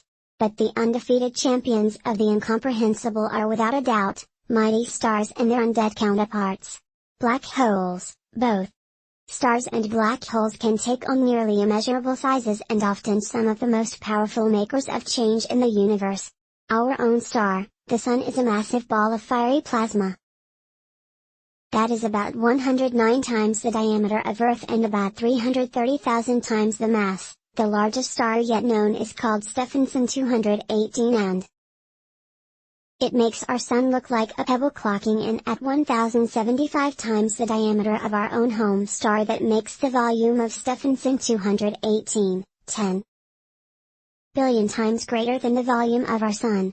If this massive star took the place of our own, every planet up to and including Saturn would be completely engulfed by its flames. But what happens when a star that big dies? While there is a chance it can become like the recently discovered black hole called J2157. This monster of the dark is about 34 billion times as massive as our own Sun and is 8,000 times larger than the so-called supermassive black hole at the center of our Milky Way galaxy. This ancient behemoth consumes an average of one Sun-sized star a day and has been raging in our cosmos for around 12 billion years, consuming all within its massive reach. The crazy thing is that research has shown that there is no indication that it will ever stop. ISS live feed mystery. This next one is something we picked up from a UK newspaper.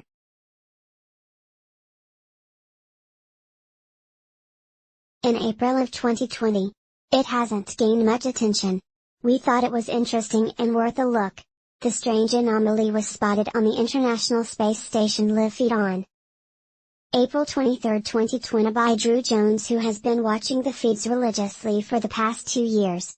He claims this is the first time he's ever seen anything like it, and thinks it might be a genuine UFO. Jones later uploaded the raw footage to his YouTube channel, Madcat Mysteries, and understandably it sparked a bit of a debate.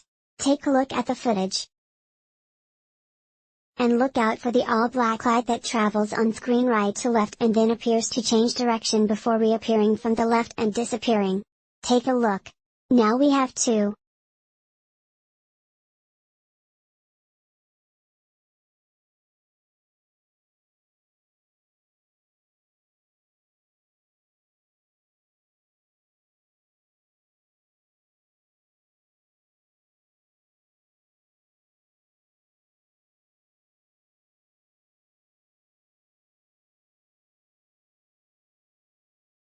Agree. That looks strange. It's obviously traveling at speed. Although we are unsure whether the larger-looking orb that comes back into view from the left is the same orb changing trajectory or it's a different one.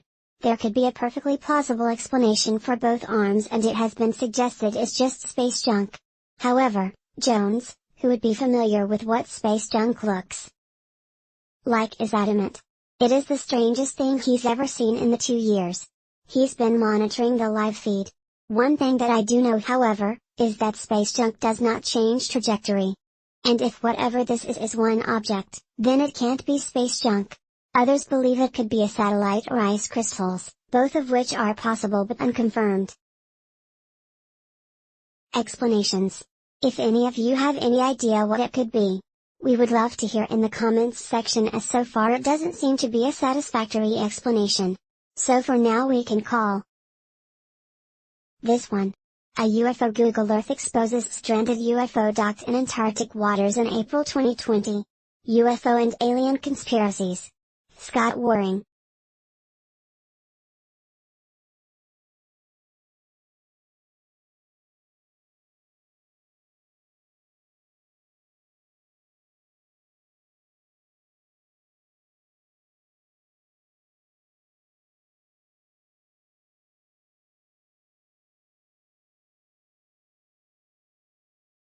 Claimed to have spotted a triangular alien aircraft buried under ice and snow on Lavoie Island in the Antarctic region.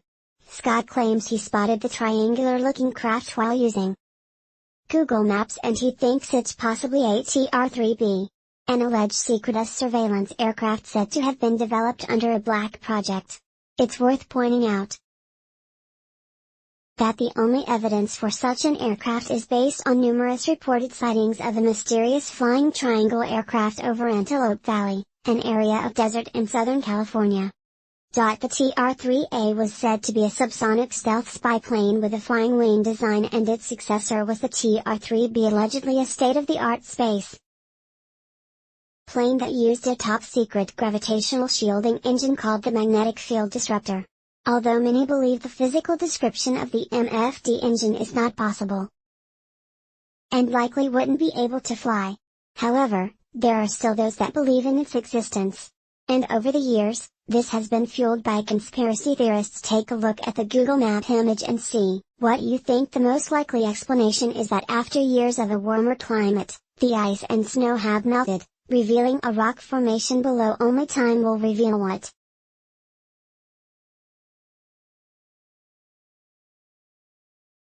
is really under all that snow and ice. SpaceX mystery as UFO appears on Starlink live feed.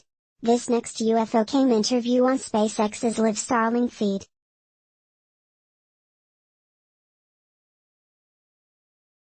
But mystery surrounds what it was after it was edited out to the original footage. The mysterious moment took place during the launch of SpaceX Starlink from NASA's Kennedy Space Center in Florida on the 19th of March 2020, when a new batch of 60 Starlink satellites were launched into orbit in an accelerating campaign to deploy a globe-spanning network of internet relay satellites. However, space enthusiasts who are watching the live footage noticed a mysterious UFO appearing near the Falcon 9 rocket. Soon after the deployment of the satellites, it raised discussions of conspiracy theories as SpaceX apparently cut the live feed seconds after the huge cigar-shaped object came into view. Take a look. The original footage was shared online and it caused a bit of a stir. The object appeared to be cigar-shaped and seemed to become brighter and bigger as it hovers in space.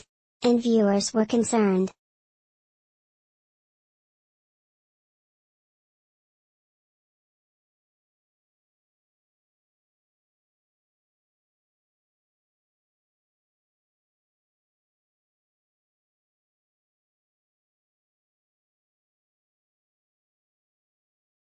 At how close the rocket came to the unexplained object.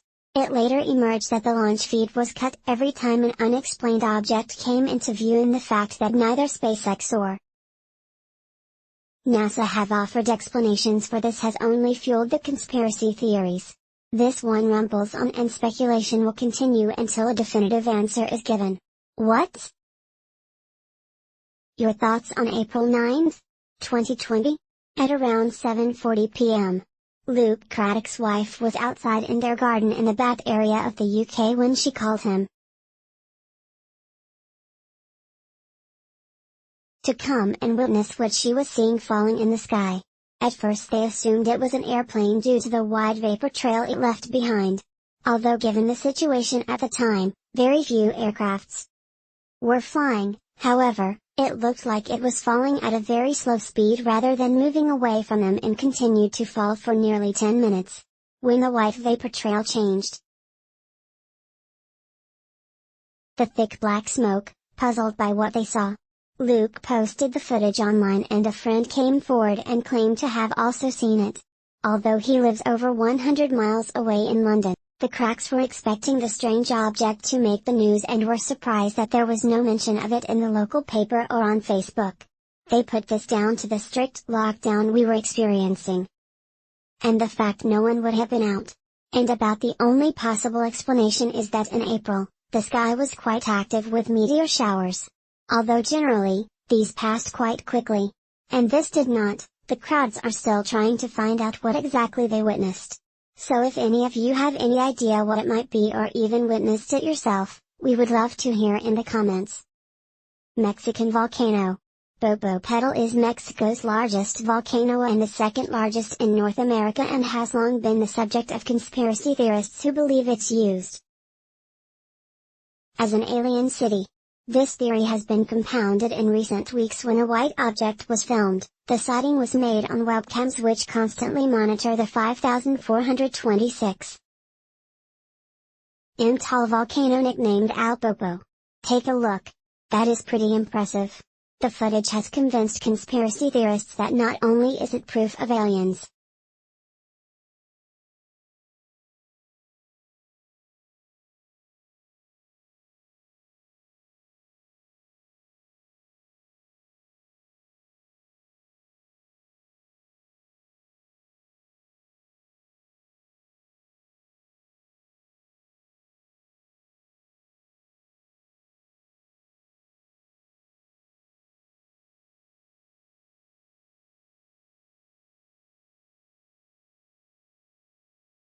but also proof that the Mexican government is in the know and are in contact with the extraterrestrials.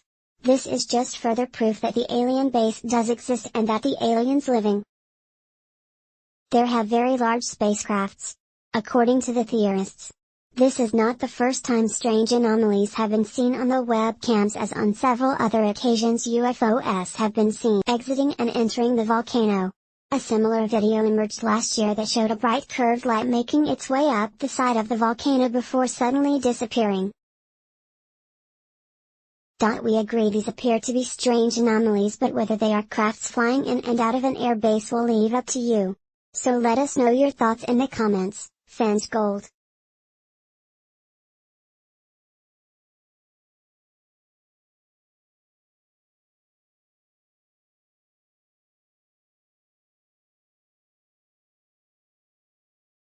The Finn treasure is a cache of gold and jewels that Forrest Fenn, an art dealer and author, claims is hidden in the Rocky Mountains of the United States.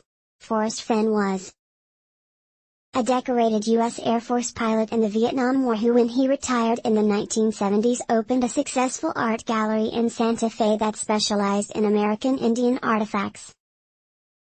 By the 1980s, the gallery was estimated to gross $6 million a year. But things took a turn for the worst in 1988 when Finn was diagnosed with cancer and told that it was likely terminal. The grim news inspired him to hide a treasure chest in an outdoor location where the purpose of creating a public search for it. He also intended the location to be his final resting place. However, thankfully, Finn recovered from his illness and in 2010, self-published a book titled The Thrill of the Chase, a memoir. In the book, he describes a treasure chest that contains gold nuggets, rare coins, jewelry and gemstones, and reveals that when he thought he was going to die, he hid the chest in the mountains somewhere north of Santa Fe. It's believed the contents of the chest are estimated to be worth around $2 million. Possibly more. Fenn explains that the stories in his book contain hints to the location of the treasure, and a poem found in the chapter called Gold and More holds 9 clues that will guide a searcher to the spot. Finn described the buried chest as a forged bronze 12th century box with a wood liner and locking front clasp weighing about 22 pounds and measuring 10 by 10 by 5 inches. The outside is embellished with scenes of knights scaling walls on ladders with maidens above throwing flowers down upon them. This appears to be a reference to the poem. Romander wrote about the pursuit of love and scaling the Castle of Love, which was popular in the 12th century after the release of the book on October 25, 2010. The public treasure hunt began in the Rocky Mountains of New Mexico, Colorado, Wyoming and Montana in the 10 years since as many as 500,000 amateur treasure hunters have searched for the elusive chest. They've become known as chasers or finner. However, for some, it hasn't always been a fun pursuit. So far 5 people have died while searching for the treasure, and it seems people are willing to risk their lives in pursuit of the riches. Things got so bad. And in 2017, the New Mexico State Police Sheriff publicly appealed to Finn to end the treasure hunt because it was a danger to public safety. Then in December 2019, David Harold Hansen of Colorado Springs filed a lawsuit in the U.S. District Court against Forrest Finn, alleging Finn had made several fraudulent statements and deceived searches. The allegations have caused some people to speculate that the whole thing is fake and just a ruse to sell a book. However, it's worth pointing out that Forrest Finn claims to make no money on the sale of the book for fear of being labeled as a fraud by critics. Friends and associates of Finn are also adamant that it's not a hoax and can vouch for the integrity of Finn, stating it's not in his personality to lie. To date, no one has found the treasure. Although die-hard chasers and finner continue to risk their lives in search of the ultimate prize, where the treasure is or whether it exists is still a mystery. Although at the time of writing, this Forrest Finn is still very much alive and only he knows the truth. The Fiji Mermaid. The story of the Fiji Mermaid begins in the middle of July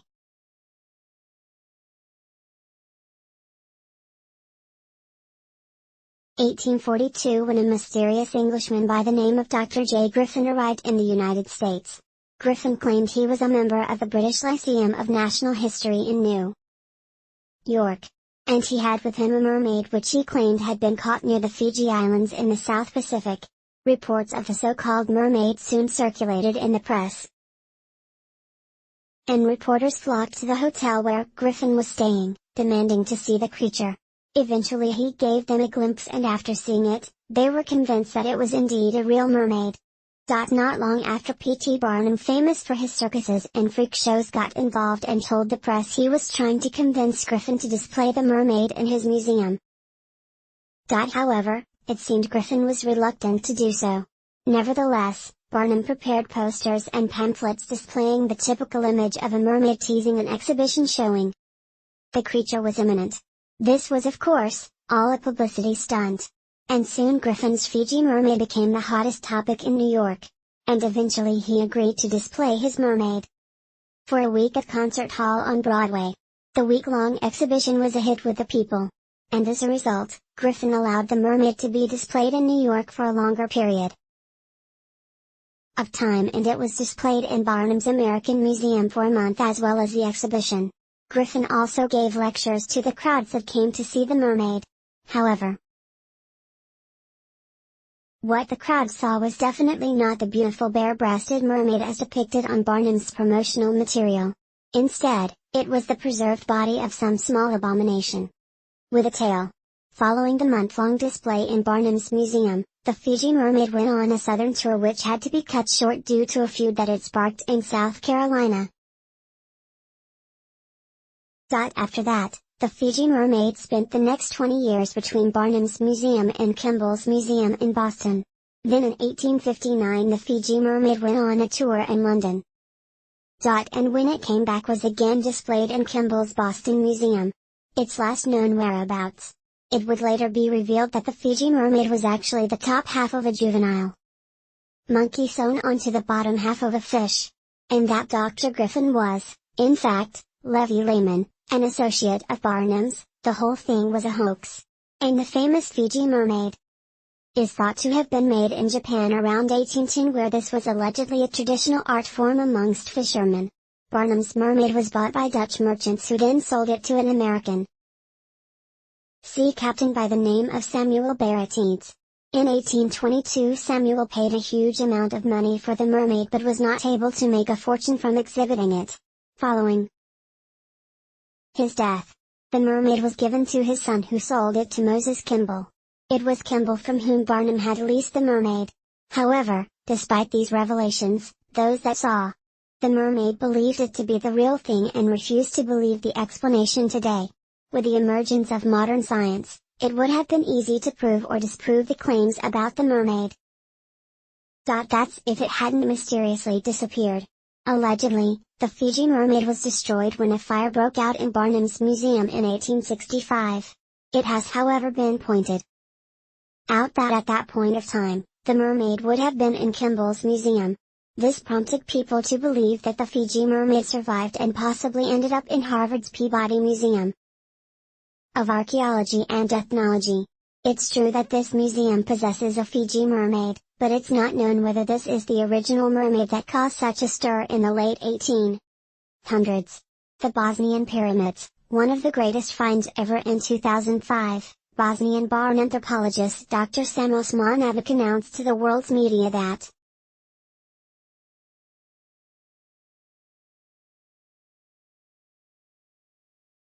a group of hills in the vicinity of Izar, a small town in central Bosnia, were not held at all but were in fact buried and forgotten pyramids of monumental size and extreme age. The largest of the pyramids was estimated to be at least 300 meters 900 feet tall, and the smallest 190 meters or 600 feet tall. Over 50 meters taller than the Great Pyramid of Giza.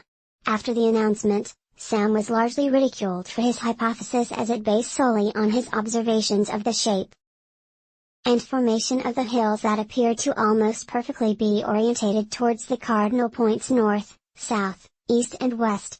Although Sam did back his claim up with the countless stories told to him by the local population, whose older generation claimed that they used to play as children in underground tunnels around VO tunnels that later had their entrances sealed by authorities during the time of Yugoslavia, and some pointed out that subterranean passages and chambers were seen in almost all the known ancient pyramids around the world. He also announced he planned to start work on rediscovering and thus confirming the existence of these underground tunnels, determined to prove he was right. In 2006, some self-financed investigations to the Bosnian pyramids, in order to obtain evidence to support his controversial pyramid theory. He used satellites, georadar seismic surveys, and topographic analysis to identify 5 principal sites to investigate. These sites were later named Pyramid, Sun, Moon, Dragon, Love and Temple of Mother Earth. Archaeological trenches were excavated across all these principal sites and were overseen by Sam and other experts. Results of the material found in the structures seemed to back up the doctor's theory that they were man-made. The material was an artificial conglomerate, geopolymer.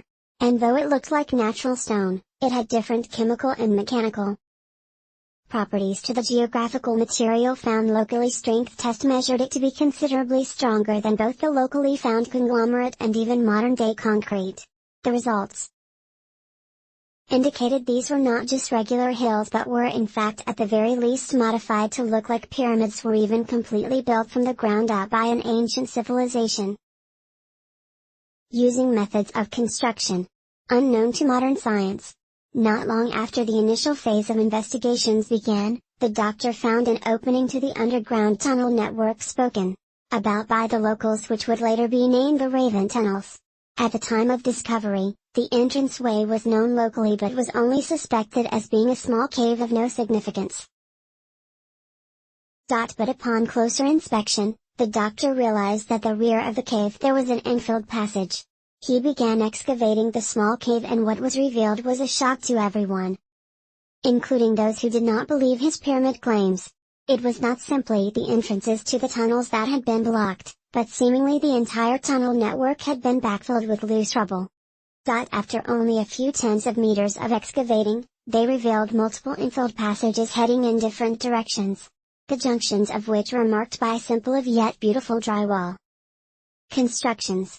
They clearly indicated that the passages were cut through the rock, and their subsequent blockage were not the work of nature but were done so by intelligent and skilled hands. Hundreds of meters worth of tunnels were exposed, and further intriguing discoveries were made. The existence of chambers with multiple passages leading to them were identified. Shaped stones with possible Proto-Runic language inscribed on them. Also large megalithic blocks clearly out of contact with the surrounding geological material were found. All these discoveries continued to support the theory made by the doctor in 2005 regarding his prehistoric Bosnian pyramid hypothesis. But despite the evidence, not everyone agreed, and some skeptics continued to make unfounded and somewhat preposterous accusations that Dr. Osman A was shaping the hills to look like pyramids and that he was digging the tunnels himself. Even the European Association of Archaeologists called the Bosnian Pyramid Project a hoax or an unsuspecting public. However, in the years that have followed, further excavation has been done and a small foundation has been set up called the Bosnian Pyramid of the Sun Foundation, who are now working with local historians in an effort to raise awareness and acceptance of the Bosnian pyramids. In 2019, more chambers and connecting passages were discovered that are rich in archaeological material. Analysis of these finds indicated Neolithic, Roman and medieval periods were represented that were at least 6,000 years old to date. More openings and tunnels are being discovered, and the Bosnian Pyramid of the Sun is now regarded as the biggest and oldest pyramid in the world. The Bosnian pyramids are the mystery that keeps giving, whose secrets have remained hidden for thousands of years and whose purpose and what lies deep in the tunnels is still unknown. They are an exciting example of a new discovery with years of mystery and intrigue still to be uncovered. The Baltic Sea anomaly in 2011.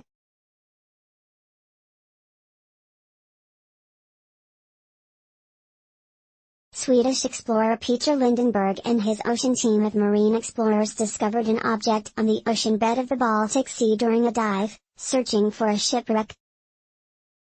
The strangely shaped object showed up on sonar laying 100 meters or 300 feet beneath the waves. It quickly became known as the Baltic Sea anomaly, and conspiracy theorists went into overdrive.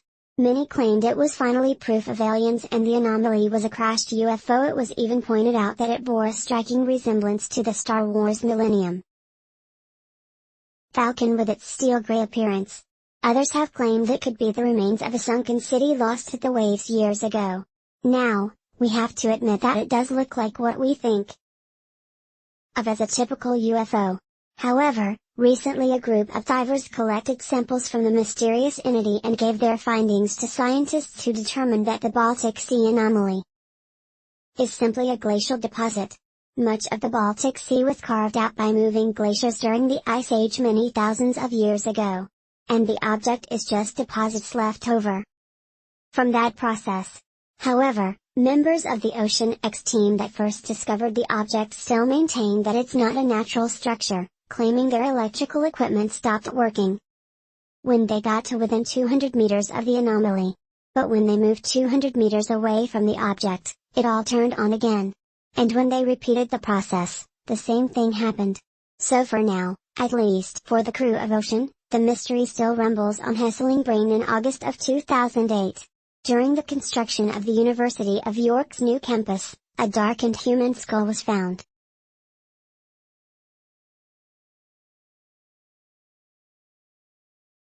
Face down in the mud alongside it were a small number of animal bone fragments of several former water channels along with Bronze and Iron Age artifacts. However, it was the human skull that fascinated scientists the most, as it appeared to still have its brain.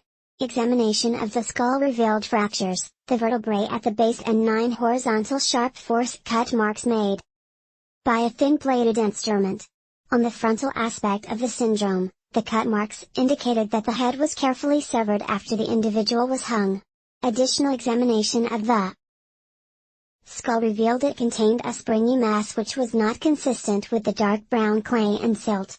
The head was buried and further inspection revealed the presence of yellow material that was eventually identified to be the brain.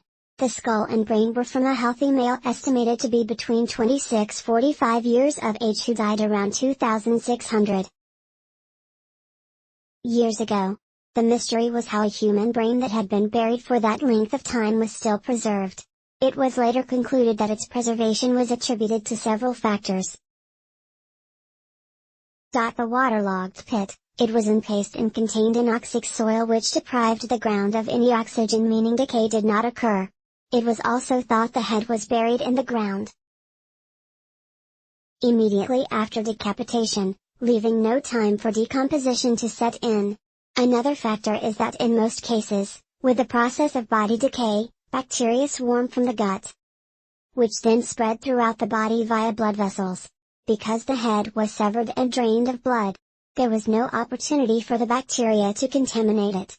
The brain was so well preserved that DNA sequencing was done that gave a close match to haplogroup J1D, which was first seen in individuals from Tuscany and the Near East, but had never been identified in Britain.